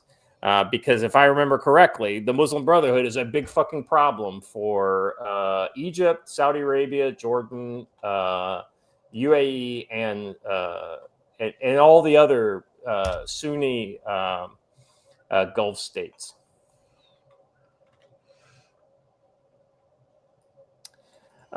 Trump's order cites Muslim Brotherhood's violent activities as support for militant factions, including participation in the attacks on Israeli civilians and military targets on October 7th, 2023, as well as calls for violence against U.S. allies. These actions, the order says, threaten American citizens and destabilize the Middle East. Within 30 days, the Secretaries of State and Treasury will deliver a joint report to the president recommending which Muslim Brotherhood chapters would be designated under FTO. Wouldn't it be? I was going to say all of them, but wouldn't it be funny if they came back and said CARE was one of the Muslim Brotherhood chapters that fall under that designation? And within 45 days after the report, the Secretary of State and Treasury will take appropriate legal steps to finalize those designations. Just moments ago, in the presence of this is Gorka, Sebastian Gorka said, just moments ago, in the presence of my NSC colleague who helped author the executive order, President Trump designated multiple chapters of the Muslim Brotherhood, including the Egyptian branch, which is the progenitor of all Muslim jihadists. That's exactly correct. Al Qaeda, ISIS, and Hamas included. As we left the Oval, President Trump explicitly instructed us to inform the world of his Teutonic Act. So, the interesting thing there, Joe, that literally all modern terror organizations come out of, the Muslim Brotherhood that was jailed in the mid 60s in Egypt, and literally from a small group of people. Just like how Hamas and Hezbollah were born out of PLO, which was born out of the Muslim Brotherhood. Exactly right. Joe, if only somebody could go back in time and just drop a bomb on that jail. I'll tell you, instead of everyone lauding Yasser Arafat as a global leader, they should have hung him from a lamppost. The sad thing is, Joe, is that the global kind of version of Islam, let's call it 1960, right? Was very much cosmopolitan, was very much the kind of live and let live, comparatively speaking, to what we have now with the Wahhabists and the Salafi and all of these kind of radical splinters that have coming out, especially you didn't see terror, suicide bombings as an MO of modern Islamic wars until after the 1960s. I don't know about that. Have you ever heard of the assassins? No. I'm saying modern. I'm not saying historically, because these people they were bad in the beginning, they were good in the middle, and then they're bad again. Now I think what just based on my historical research, I think they had better marketing. No, I think what it is that is the authoritarian nature of the House of Saud really kind of clamped down on that stuff after the fall of the Ottoman Empire, and some of it might have just been with the Ottoman Empire gone, they didn't have the basis of support, and the Ottomans, if the Ottomans did one thing right, it was to separate the church and the state, right? But they weren't even successful at doing that, because look at where we're at right now. We're back with Turkey under essentially an Islamist leader. So I think what the key was that, first of all, Turkey's always been under an Islamic leader. It's the Islamic Republic of Turkey. However, I think that oil money is what kept them in check in the middle. And what happened in the 60s and 70s, we started this decolonization process where we turned control of all of that back to the sovereign states. Yeah. And all of a sudden they had their own money. and then they didn't Yeah. care anymore. And then the mask came off. I don't think it was ever gone. It was just hidden well. Yeah, I think that's probably accurate. I mean, there's a reason why Jefferson said, if we're going to fight them today, we must be prepared to fight them for the next 1,000 years. Yeah, the interesting, like, I guess my point is that, like, when you look at like a city like Kabul, right? It wasn't, a city full of burqas. It was a city full of, women without headscarves.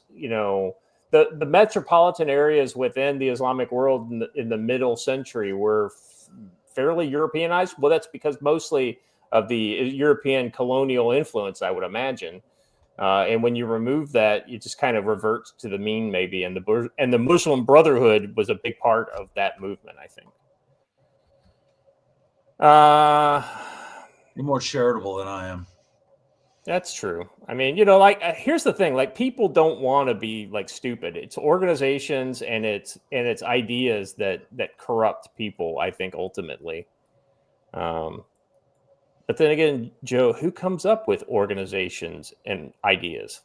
People. So, how did Islam spread to the East? Was it by peaceful votes, or was it by the sword? No, it was by the sword. It was by the sword. I mean, but then again, let's be honest. Back before the 1900s, everything's spread by the sword, with the exception of Jesus Christ and his word. That's the thing that was really upsetting to the Jews. Remember, he didn't come with the sword. He came with with peace and love. No, that's not what Jesus said. I do not come for peace. I come with a sword. No, he never had a sword, though. He said he came, like he said, it was like a metaphorical sword. I think he didn't. I don't remember the book in the Bible where Jesus lofted his sword over his head. What did he tell his men to do if they didn't have one? You think he's like, all y'all should have a sword, but I'm not going to have one. Hey, by the way, just all right, moving on. Sorry, I was distracted. I was distracted too. Gene, the answer is green bean casserole. That absolute. Sell your coat and buy a sword. Yeah, that's right. What was the green bean casserole thing from? She said, "What's the must-have side dish?" Joe, did you see people making fun of green bean casserole on the timeline the other day? They basically said, "Oh, I'm just going to take 2 cans of something, dump it into a casserole, and call it a fucking." Well, see, but that the whole point was somebody making fun of people who do that. There's more to making green bean casserole than just dumping 2 cans. You got to bake it. It's got to be baked. You got to put in some. You got to put the onions. You got to put the French onions on the top. I mean, come on. What kind of? What's this? As long as we're here, I heard about the ultimate hack. Deviled eggs. Deviled eggs are delicious, gentlemen. Everybody agree? Everybody love deviled eggs? So last night we're at the grocery store. I don't eat deviled eggs. And Tactical Wifedom says to me, "Do we have enough eggs?" I'm like, "Yeah." She goes, "But if I make deviled eggs, do we have enough eggs?" I'm like, "No. Not even close." There is no such thing as a sufficient number of deviled eggs. The answer is all of them. So here's the deal. Deviled eggs are delicious, but they take forever to make. And I was just enlightened about how I will be making deviled eggs from now on, which is you do them all in one bowl and you just mix it all up and then you serve them as a dip. It's deviled egg dip now. And you can eat twice as much. I don't like egg yolks.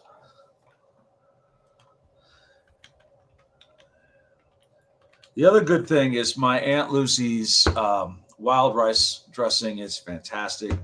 But alas, she is 1,800 miles away and refuses to come visit me for Thanksgiving. So, hey, is dressing a separate side dish, or is that the same as turkey and dressing? Does it like no, that's separate. It's separate. Oh, you mean like stuffing? I'd say stuffing would be the Thanksgiving. Yeah, if you don't have stuffing at your table, it doesn't feel like Thanksgiving to me. But even if you don't like stuffing, it's got to be there. Also, it's not a leftover sandwich if there's not at least a thin layer of stuffing in there. So let's be honest, right? You got to have turkey, you got to have stuffing, you got to have gravy, you got to have mashed potatoes.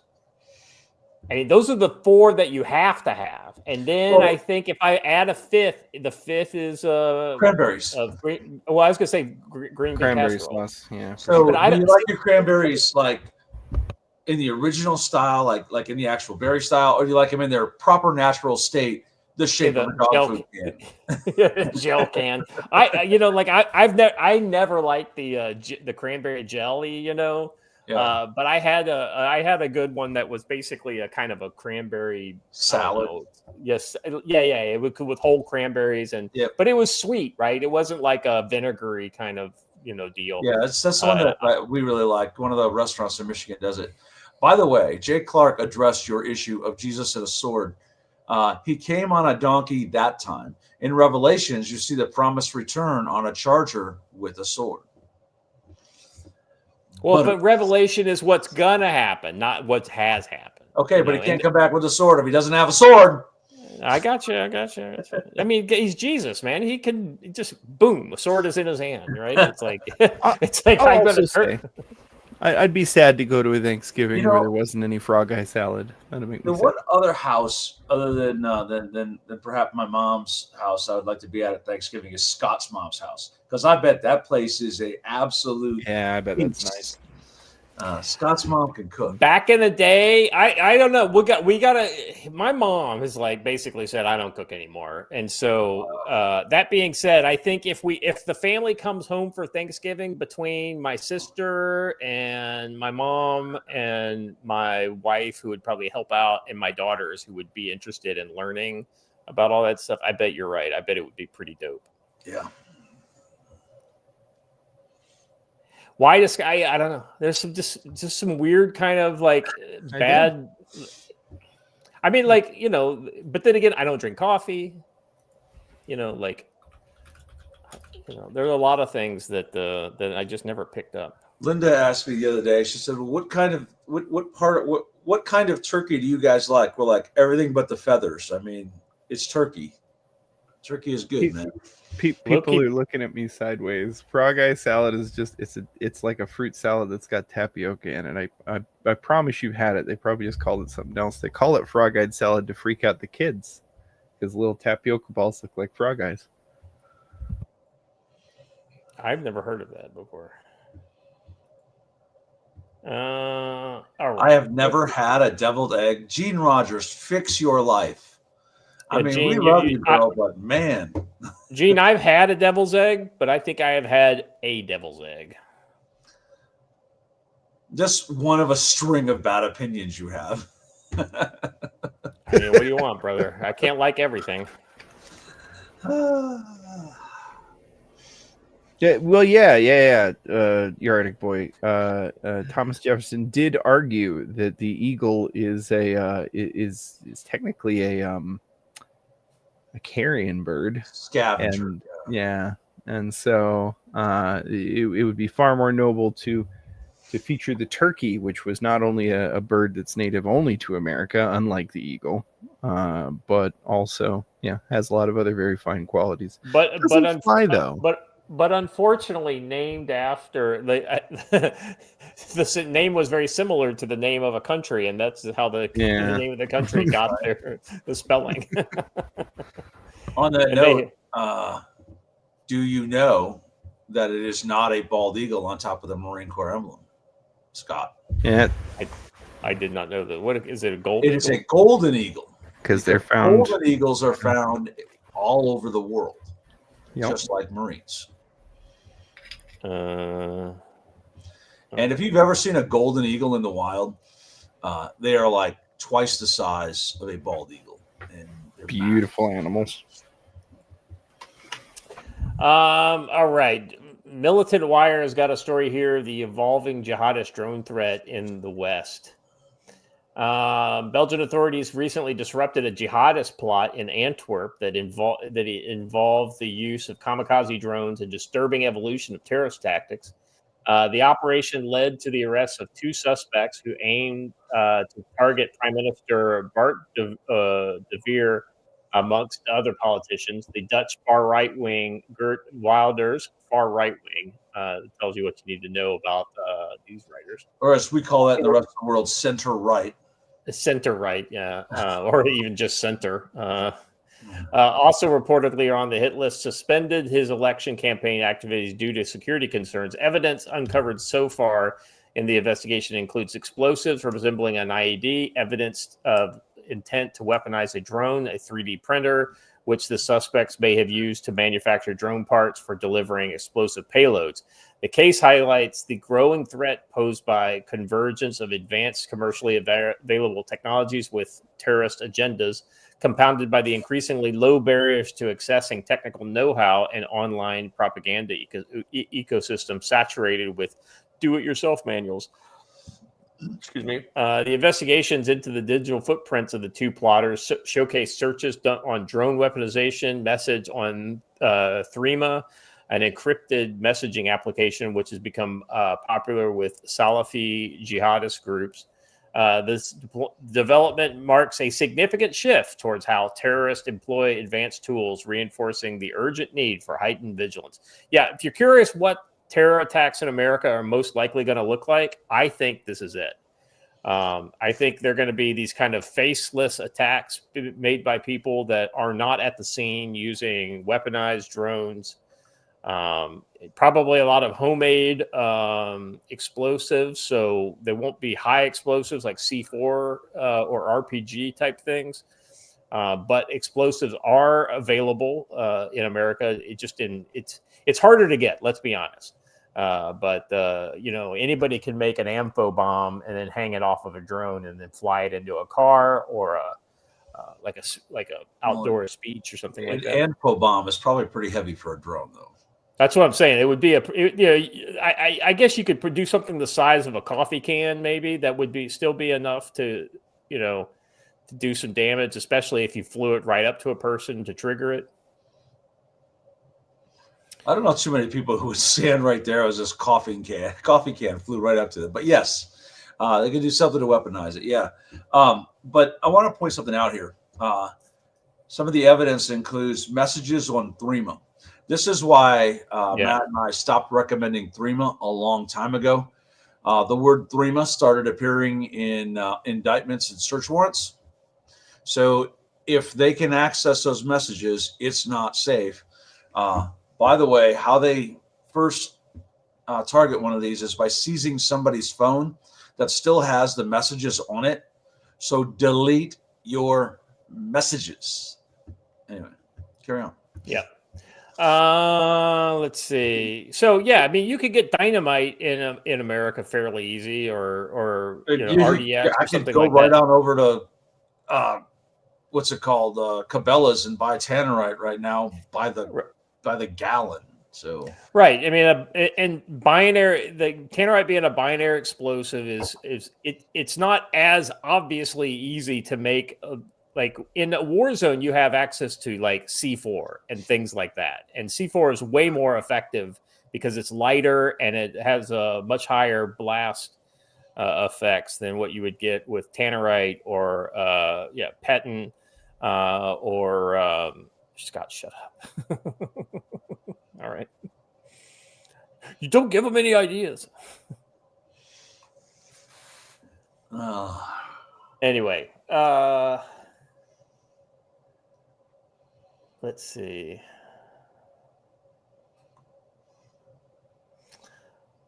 All right, next topic, gentlemen. Chinese 1D chess. Let's talk about China. Joe, China is the gift that keeps on giving. They always keep doing dumb stuff. I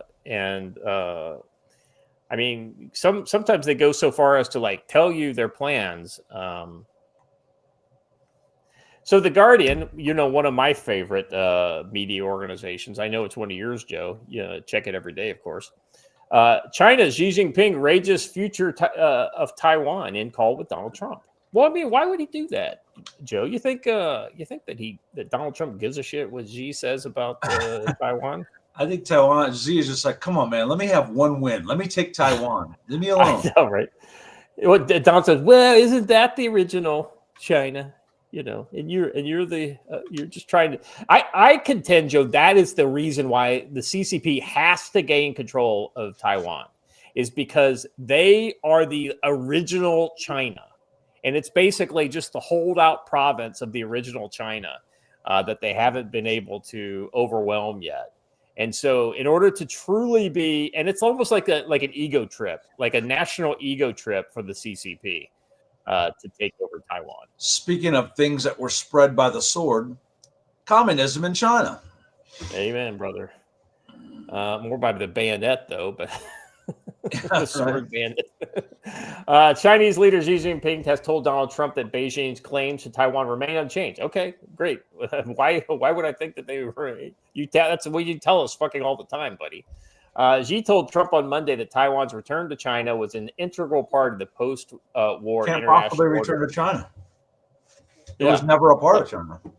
Well, but see, that's just it. It was never a part of the communist revolution, right? It is still the unique individual piece of China that has never been part of what they are doing. China claims that Taiwan is part of its territory and has vowed to annex it by force if necessary. Taiwan's democratically elected government strongly rejects China's stance. The ministry has said the call touched on other issues, including Ukraine, with Xi also stressing the need to build a fragile truce between China and the U.S., trade truce between China and the U.S. But Taiwan featured prominently. China is embroiled in a weeks-long diplomatic row with key U.S. ally Japan over the island and has seen a dip in Chinese tourism to Japan, a ban on Japanese seafood, and cancellation of joint cultural events. The bitter dispute between Tokyo and Beijing is triggered after Sane Takaichi, Japan's new prime minister, suggested this month that Tokyo could intervene militarily in any attack on Taiwan.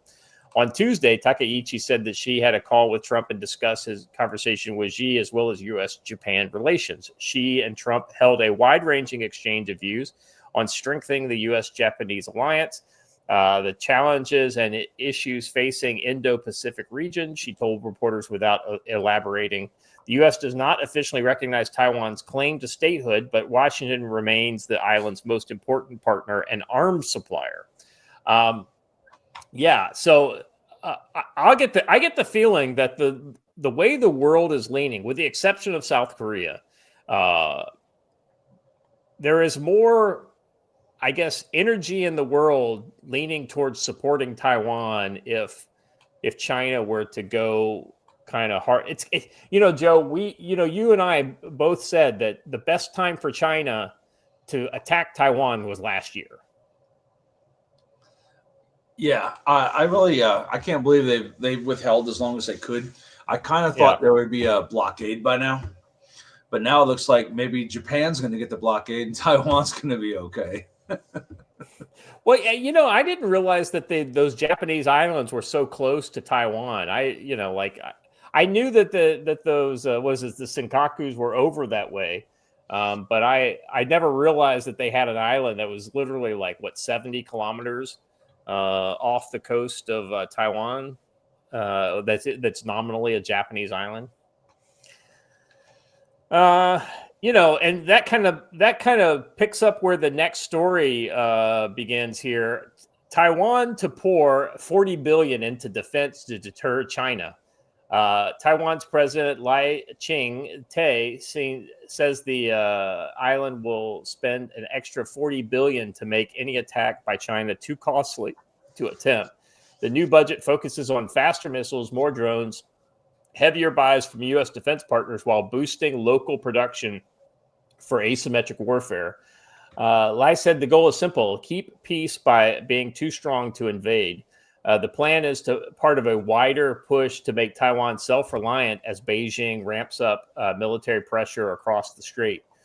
Joe, have you heard of this new missile, the JAGM, that the U.S. is? It's basically the Hellfire, right?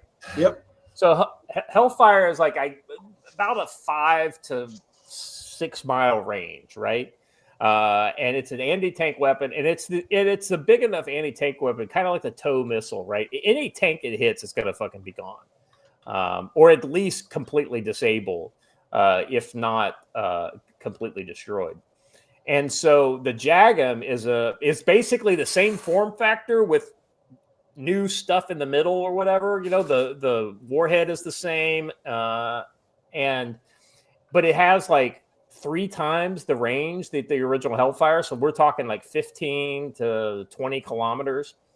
And so these missiles, the whole idea is that you can fire them non-line of sight. So, for instance, you can have a spotter on a kind of a high ground that is, I don't know if it would be laser designating or something along those lines, but then the missiles can be fired behind a terrain feature away, and then fly and does the same thing without ever having the launcher system be within visual range of the target that it hits.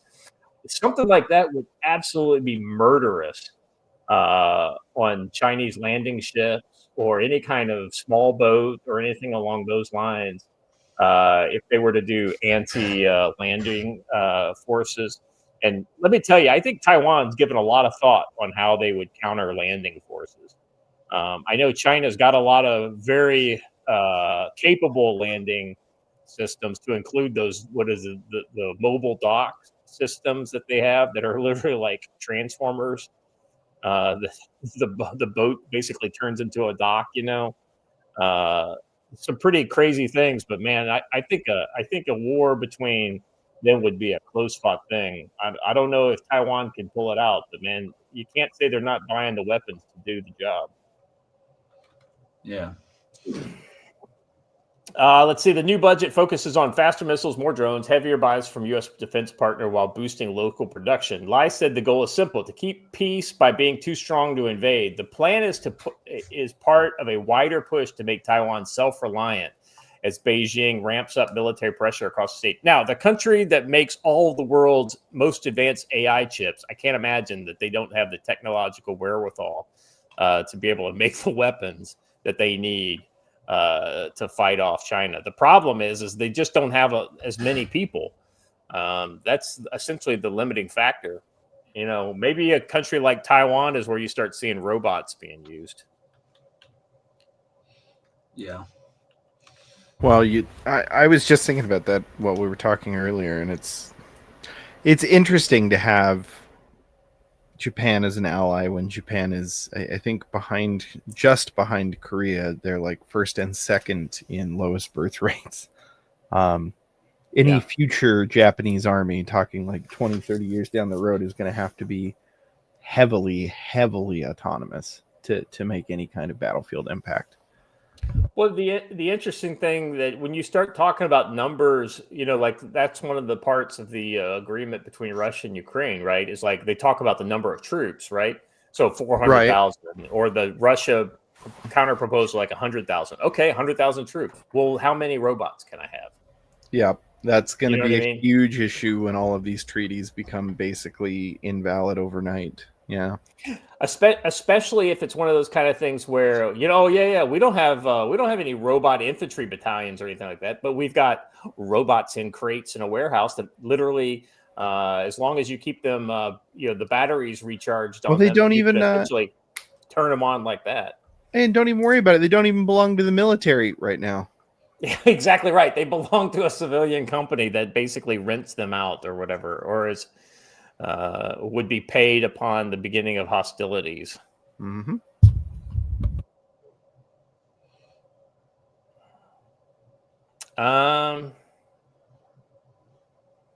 All right.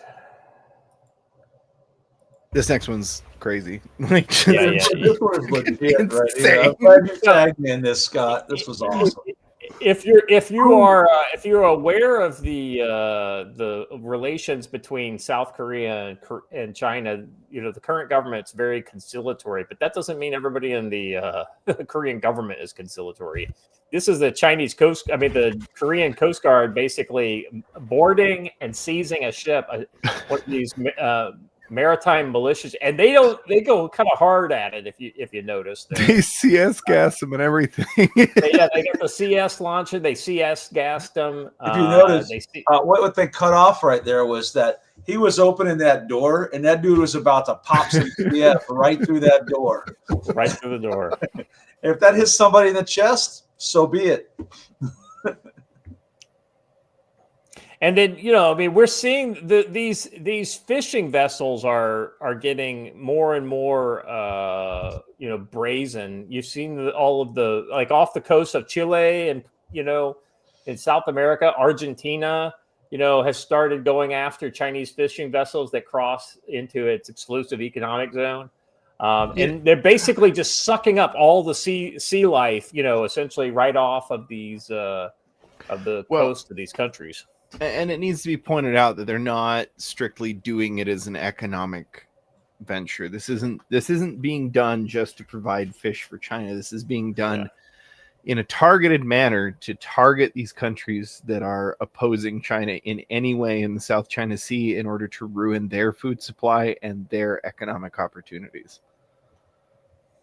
Additionally, what my first thought when I see a video like this is, what kind of cross-training capabilities do we have between South Korea and the Philippines? Can we get those established? And well, the South Koreans definitely have the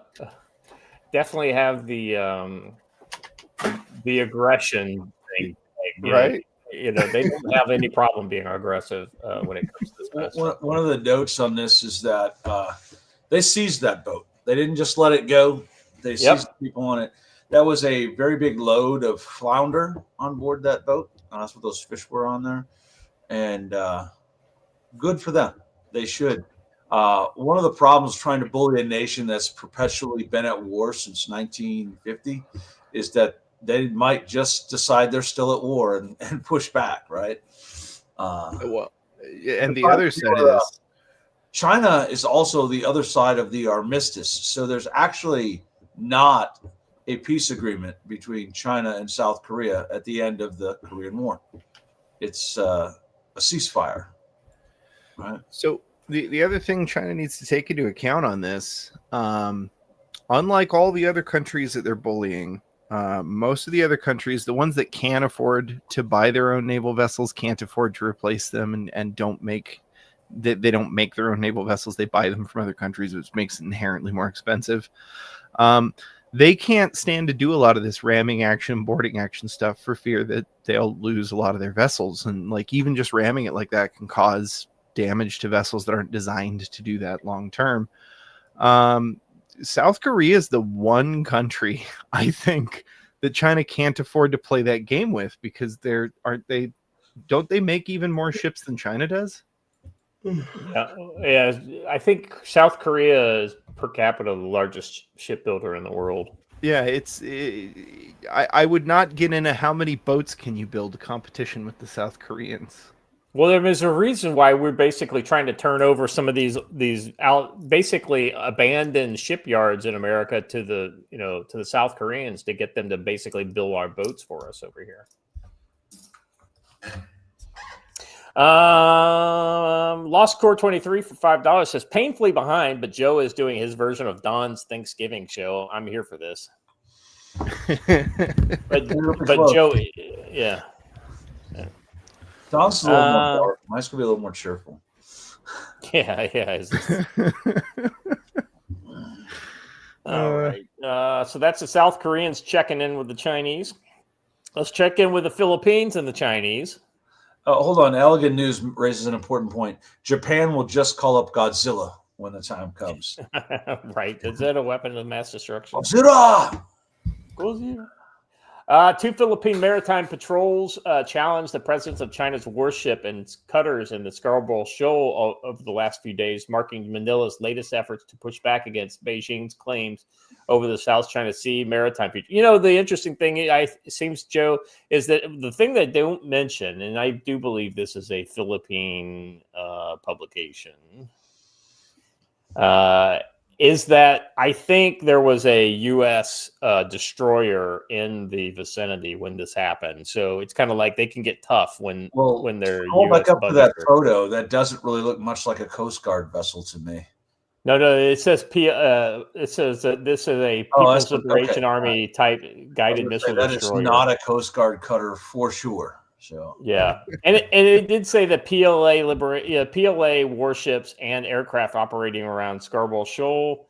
The patrol recorded the Type 5052 Delta guided missile destroyer and the Type 054 frigate sailing in the vicinity of the Scarborough Shoal. Major surface combatants of the PLA Southern Theater Command have routinely deployed to Scarborough Shoal to stake Beijing's claims against the Philippine forces. On China's National Day, the PLA held combat drills around the shoal involving J-16 fighters, H-6 bombers, and Type 54 frigates.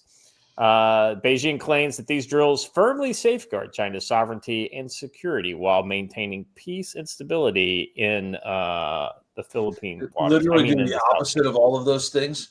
The best way to handle China's surface combatants is to turn them into submersibles. Yeah, that's right.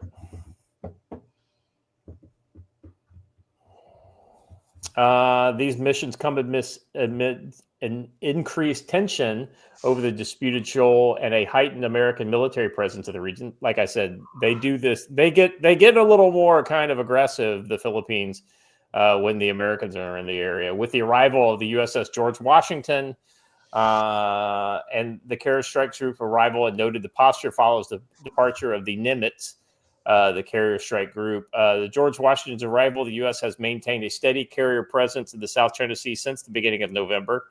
No wonder we haven't heard too much about the South China Sea lately. Correct. Everybody's focus has been elsewhere, though. Yeah, that's right. Just looking at naval news here. I'm not familiar with this outlet. Did you? Oh, speaking of naval news, did you see they canceled the frigate, the U.S. The new U.S. frigate? No. Yeah. So now we have officially no new boats being built. Yup. They fast tracked it, and then I don't even know why, but from what the chatter says, there's something to do with the design that they. Well, can't even go back to the drawing board over all little crappy ships, and then decided, no, it's a dumb project. We're going to scrap it. Here's the problem. The frigate, the idea was sound because of course all the littoral combat ships that it was designed to, they're all fucked. And so they choose, what is it, a French or Italian ship? I can't remember which country this is from. And they basically say, we're going to take this one because it works pretty good, right? But then they changed everything. It's like only 20% commonality with the original one, and all of the changes that the United States Navy made sent the fucking price up until almost the same cost as a Arleigh Burke, destroyer. And if that's the case, you just build more fucking Arleigh Burke destroyer because they're way more capable, but they're also bigger. So the whole point of a frigate is to have a smaller ship that you can get into places that you maybe wouldn't send a destroyer to. So it's just incompetence all the way around. We cannot get out of our own way, can we? God.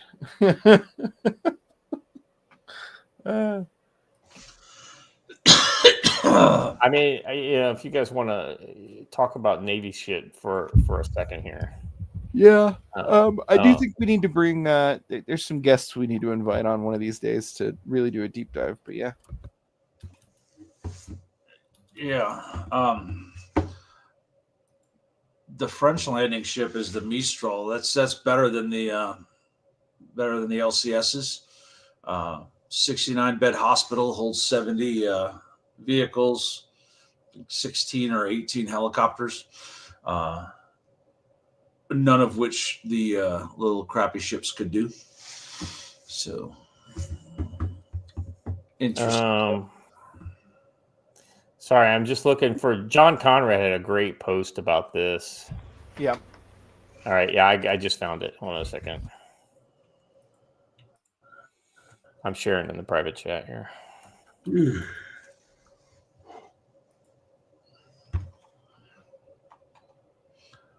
Let's see. All right, so long post.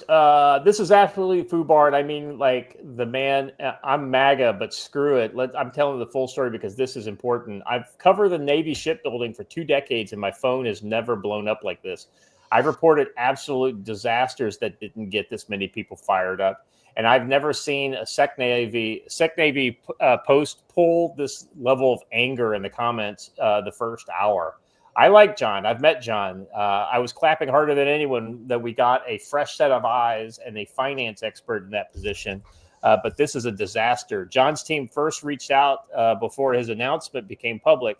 They asked for suggestions and diligently wanted to learn how to win over sailors and fix shipbuildings. Not just me, he sat down with, but a few based AF people too. The U.S. Navy is the most insular organization I've ever reported on. When the Navy has a problem, they hire Navy vets with deep Navy connections to investigate and fix Navy problems. This makes them extremely short-sighted. It's not their fault entirely since they lost their cabinet position under the Truman. They haven't trusted anyone but themselves. This is how they survived decades of pointless land wars. So they hate outsiders telling them what to do. They can scroll through my old post to see how much they hate outsiders.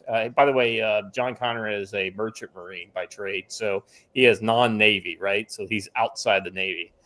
And Trump puts an outsider in charge, not just any outsider, but a successful billionaire with financial acumen to unfuck shipbuilding. So they did what the Admiralty always does. They went after him hard, no matter. He had a hard-charging chief of staff who didn't give a fuck. And the Pentagon Mafia and the Special Forces and the ground combat people brought in didn't like him for being overweight or not a veteran or whatever. Mike Waltz, a huge shipbuilding proponent, was putting out fires, but then Dan Caldwell, who was working with Mike on Russia, Ukraine, was fired. Then Mike was moved to the UN after Signalgate. Immediately, all shipbuilding efforts outside the Pentagon began to slow down without Mike's pushing.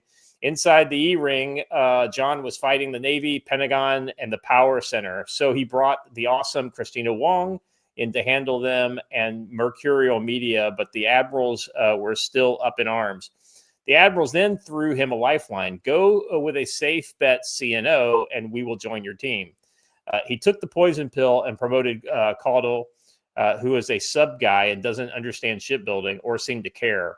At this point, the admiral summoned a black hole to engulf the Navy. No news, no rumors, no nothing. It's their normal playbook not to talk to outsiders, but they had extra incentive. The defense prime that the Navy needs the most, HII, which is Hunter Ingersoll Industries, I think, was at capacity and started telling admirals to lobby against the Ships Act and other shipbuilding because it would boost competition. So basically, Hunter Ingersoll, which is like the prime supplier of ships to the Navy, doesn't want like Hyundai to come in and build new ships because they would basically eat their lunch because they're not a subsidized. Like a Pentagon subsidized company, they actually make real ships in the world. Was at capacity and started telling admirals to lobby against the Ship Act because it would boost competition. Paranoia set in. Christina was promoted out of the Navy, and then Hegseth fired John's chief of staff. The 2 biggest pipe hitters in his office were gone. Many of us who follow this stuff lost varying degrees of hope, but there was an ace up the sleeve, Navy's Hung Kao. Absolute baller, staunch anti-communist who loves the camera and is tied to the hip of the powerful soft community. But when Hung came in, Phelan gave him a long list of duties that did not include the one existential threat facing the service, shipbuilding. Hung, for whatever reason, decided to keep his head down and focus on the list and not do what he does best, get the American people and the base excited and motivated. This is critical because shipbuilding touches everything: DOT, NSC, OMB, DOE, DHS, OSHA, DOT, Commerce, etc. You need a strong figure to herd all the cats. It has to be someone who can get the press on board so Congress pays attention. And as Doge and the others dug in, it became clear that shipbuilding was worse off than everybody expected. Anyway, this is the first of 3 posts that he put on this, and they're all worth reading. And it's just it's so fucking depressing to read this stuff because the Navy is essentially fucked. Joe, you guys are you guys are a little more connected to this. Go ahead. I'm sorry. I said you guys are a little more connected to this. So if you guys want to add anything, we failed when we stopped large scale shipbuilding in the United States. Really, that simple, right? We decided we had enough ships. We really slowed it down. We used to be able to crank out ships a lot faster, and now we've got this single source. They're really the only people making ships in America. Hyundai does make some pretty darn good boats, so it's not a bad thing. The French make pretty darn good boats, but we're stuck here with HII being the only ones who really do it. And when people then say, "Well, when you say that, we have Newport News Shipbuilding," guess what? It's owned by HII, so they're all the same place. Yeah, Hung Kao absolutely is a baller and the right guy for that job, but for some reason, that's not part of his role, and he would be really good at banging the drum and making that happen, but it's not on his plate. We're in a bad spot with shipbuilding right now.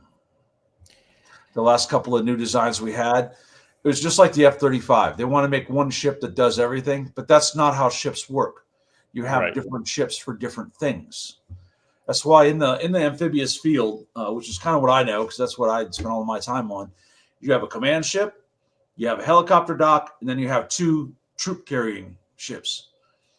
That's fine. You can't just make one ship that does all of that. It doesn't work that way.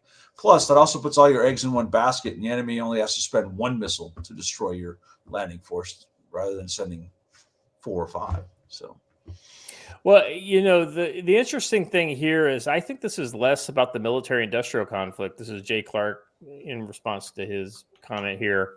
We're getting fucked by the military. So, no, this is more about us getting fucked by the military. The insular nature of the Navy is basically,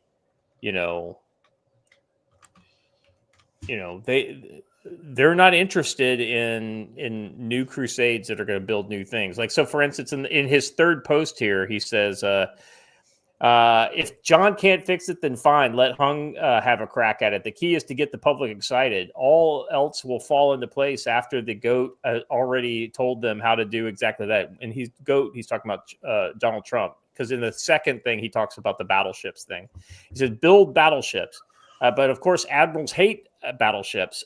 So screw the admirals. National security is way too important to be left to the admirals.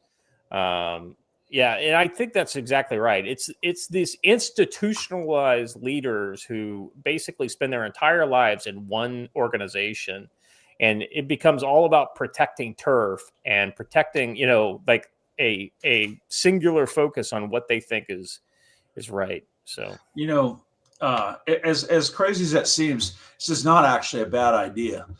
The Moskva was a Russian cruiser that was actually closer to an old school battleship than anything we have today. The battleships were like legit. You think an aircraft carrier is big, the battleships were massive. An aircraft carrier right now has a Navy, a Marine Corps complement of anywhere from 40 to 60, depending on the battleship and its configuration.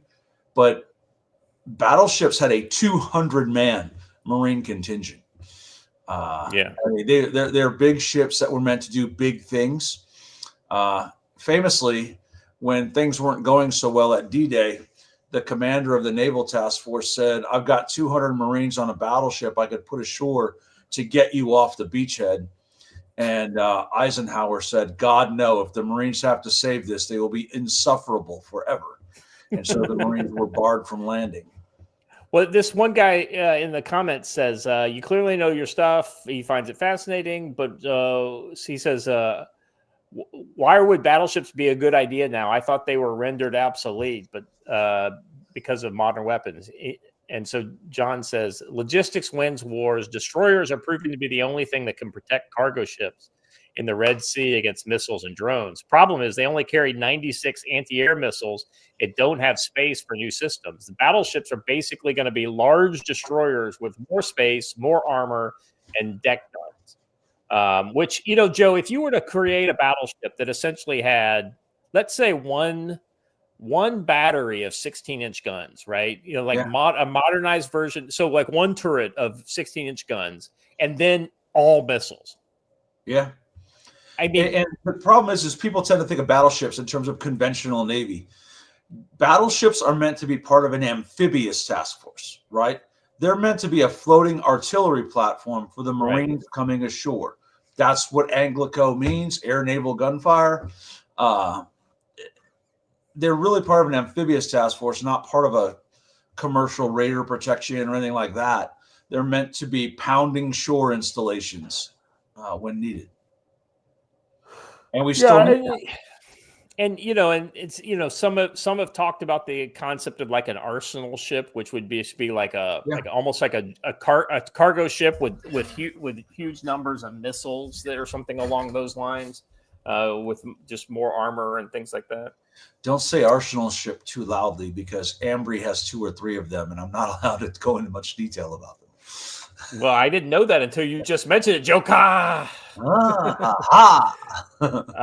right. Speaking of China and all this, so it's not just the naval power they're trying to flex. Let's see a little bit of Chinese ground power here. Nicholas Burns, former U.S. ambassador to China, has expressed concerns about underestimating Chinese power, stating that its technological, military, and economic capabilities are stronger than many in the U.S. have assumed. Burns emphasized that the U.S. can no longer afford to misjudge China's strengths, particularly in light of its advancements in AI, military modernizations, and economic growth. We have underestimated Chinese power, he says. I think the Chinese technology, military, and economics are stronger than we think they are. I mean, don't get me wrong. They got a lot of people. They got a lot of gear. But, you know, when it comes to like the high-end stuff, whether it's Navy or Air Force, they just don't have the numbers yet. Now, I don't know why, because ultimately that's just a matter of time, right? It's just an engineering and time problem. They just have to decide they want to spend the money on it. Well, but mass makes up for that. And this is why we've lost to East Asian militaries for quite a while. Or Asian in general, because mass has a quality all its own and low tech has a quality all its own. For all of our technological advancements, we couldn't rout out goat herders in Afghanistan. For all of our technological advances, we couldn't beat rice farmers in Vietnam. So always wanting to compare militaries on a technology to technology basis is a losing game, because while technology is a great tool of war, it does not win wars. Men on the ground do.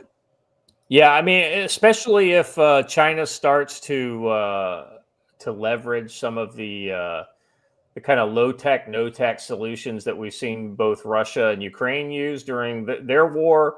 You know, even if those aren't the silver bullets that they are in Ukraine, that would still be a significant challenge to anybody who, if you've got 1 million shitty drones, you still have 1 million drones.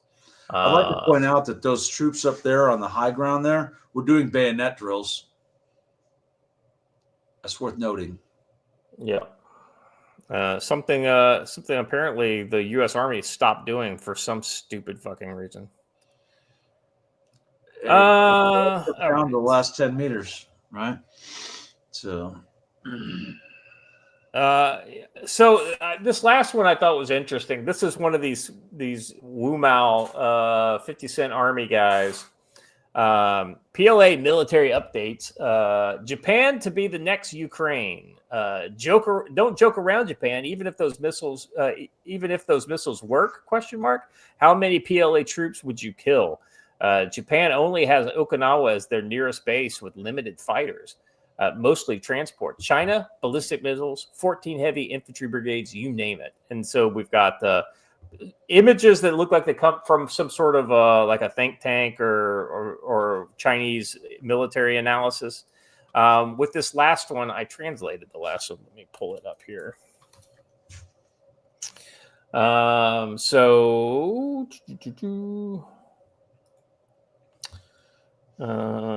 we go. All right. So this map, I am reliably told that it says.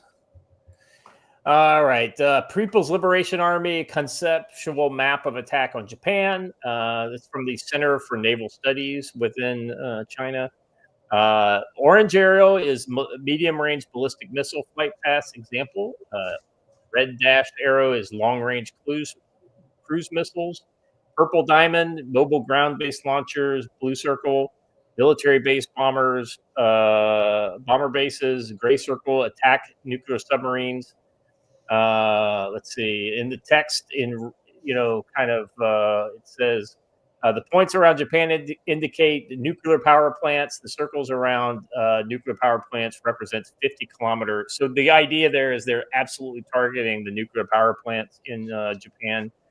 Let's see. The map is conceptual illustration, likely from a think tank, showing hypothetical PLA missile trajectories targeting Japanese power plants with both ballistic and cruise missiles launched from mobile launchers, bomb bases, and submarines inside China. Hey, those straight lines represent what?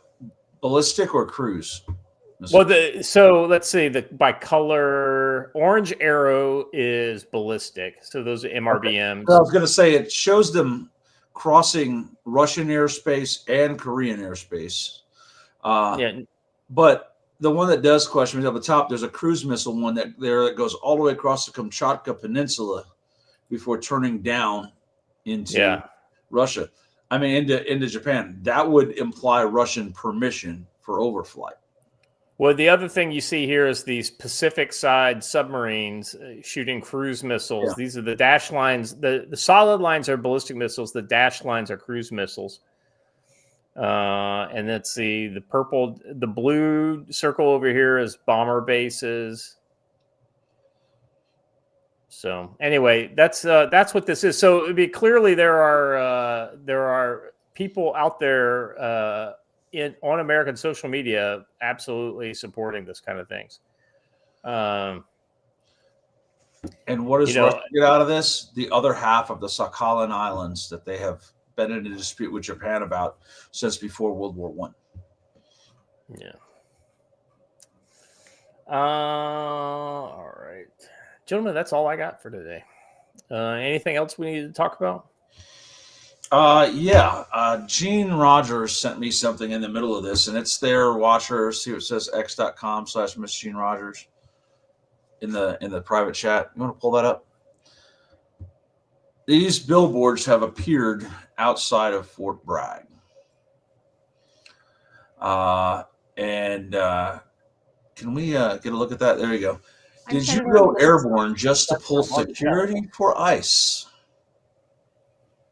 Interesting. Congresswoman Maggie Goodlander. Representative Chrissy Houlihan. Congressman Jason Crow. I was a captain in the United States Navy. Former CIA officer. Former Navy. Former paratrooper and Army Ranger. Former intelligence officer. Former Air Force. We want to speak directly to members of the military and the intelligence community who take risks each day to keep Americans safe. We know you are under enormous stress and pressure. Pause that, because that's just a video we've all seen. Read the notes. When you go to that website, these are the notes that are up there. Go back, make that big again. Read the notes there. It actually tells you how to commit sedition. This is actually telling you don't use a military government computer, get a Proton Mail account, use Signal, use a VPN. It's telling you how to not get caught breaking the law. That's pretty dangerous. This one isn't actually skirting the line. This is actually encouraging disobedience. So be interested to see who's behind that website. Yeah, yeah. Well, I mean, this is one of those kind of probably those Soros-linked groups that probably got a lot of their NGO money pulled when USAID I'm going to went. point out that telling them to use Signal app and Proton Mail to pass information is actually trying to turn these people into intelligence assets, which is illegal. Yeah. Especially if you're talking about things like that haven't happened yet, like deployment dates, that's secret information. So very niche kind of stuff. It'd be funny if this was just a counterintelligence op. Yeah. All right, guys. Joe, looking at the Thanksgiving Day weekend, anything that outside of a lot of shopping that'll happen on Black Friday? Anything else that you think might happen on Black Friday? There will be no shopping happening for me on that day.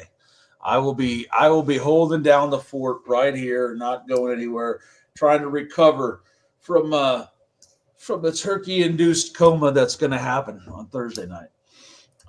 There'll probably be some hunting going on and all kinds of good stuff like that. But that's what I got going on. Watcher, what about you? What do you think about this week? This you do anything fun for Thanksgiving? Oh, just spend time with family, which I encourage you all to do as well. Yeah, that's kind of it. We'll see you all after the holiday, and I hope you have a good one with family.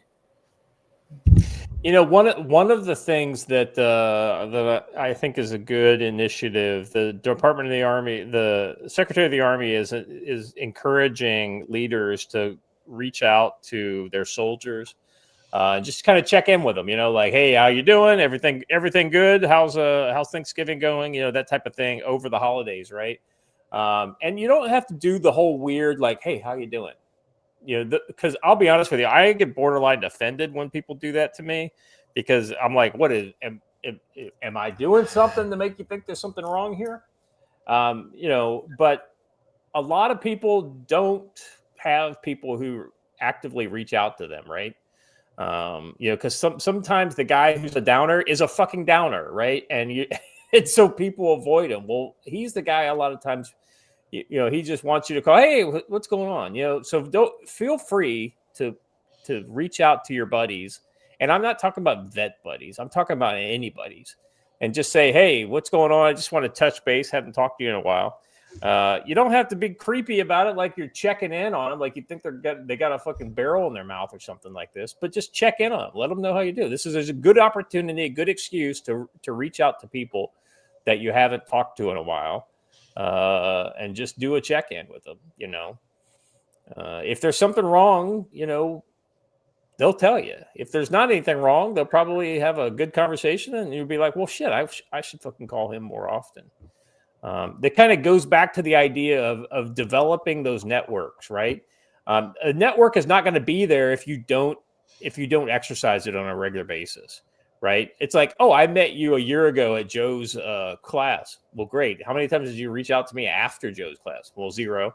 Well, then you're not my fucking network. You're just a dude I met one day, So keep that in mind. Just please wellness check on them.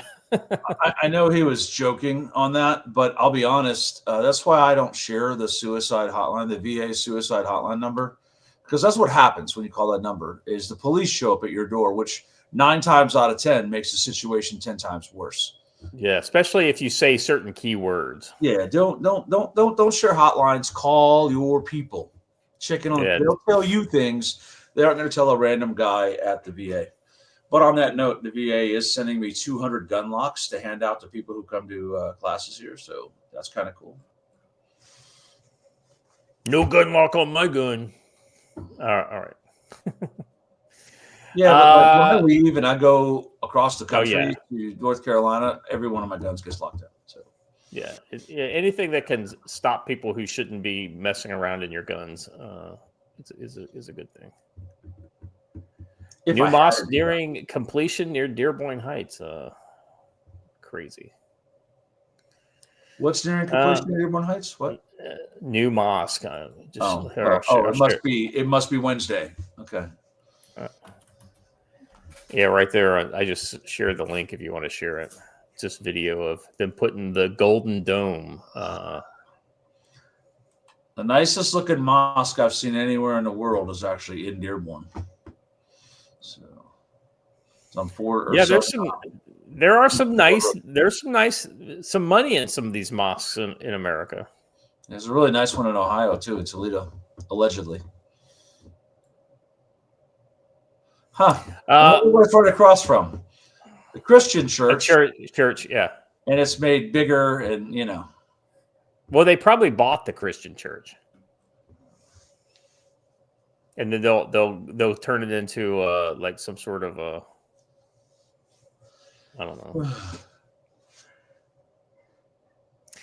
Anyway, gentlemen, that's all I got. Chat, you've been awesome. Joe, thank you. Watcher, thank you. We're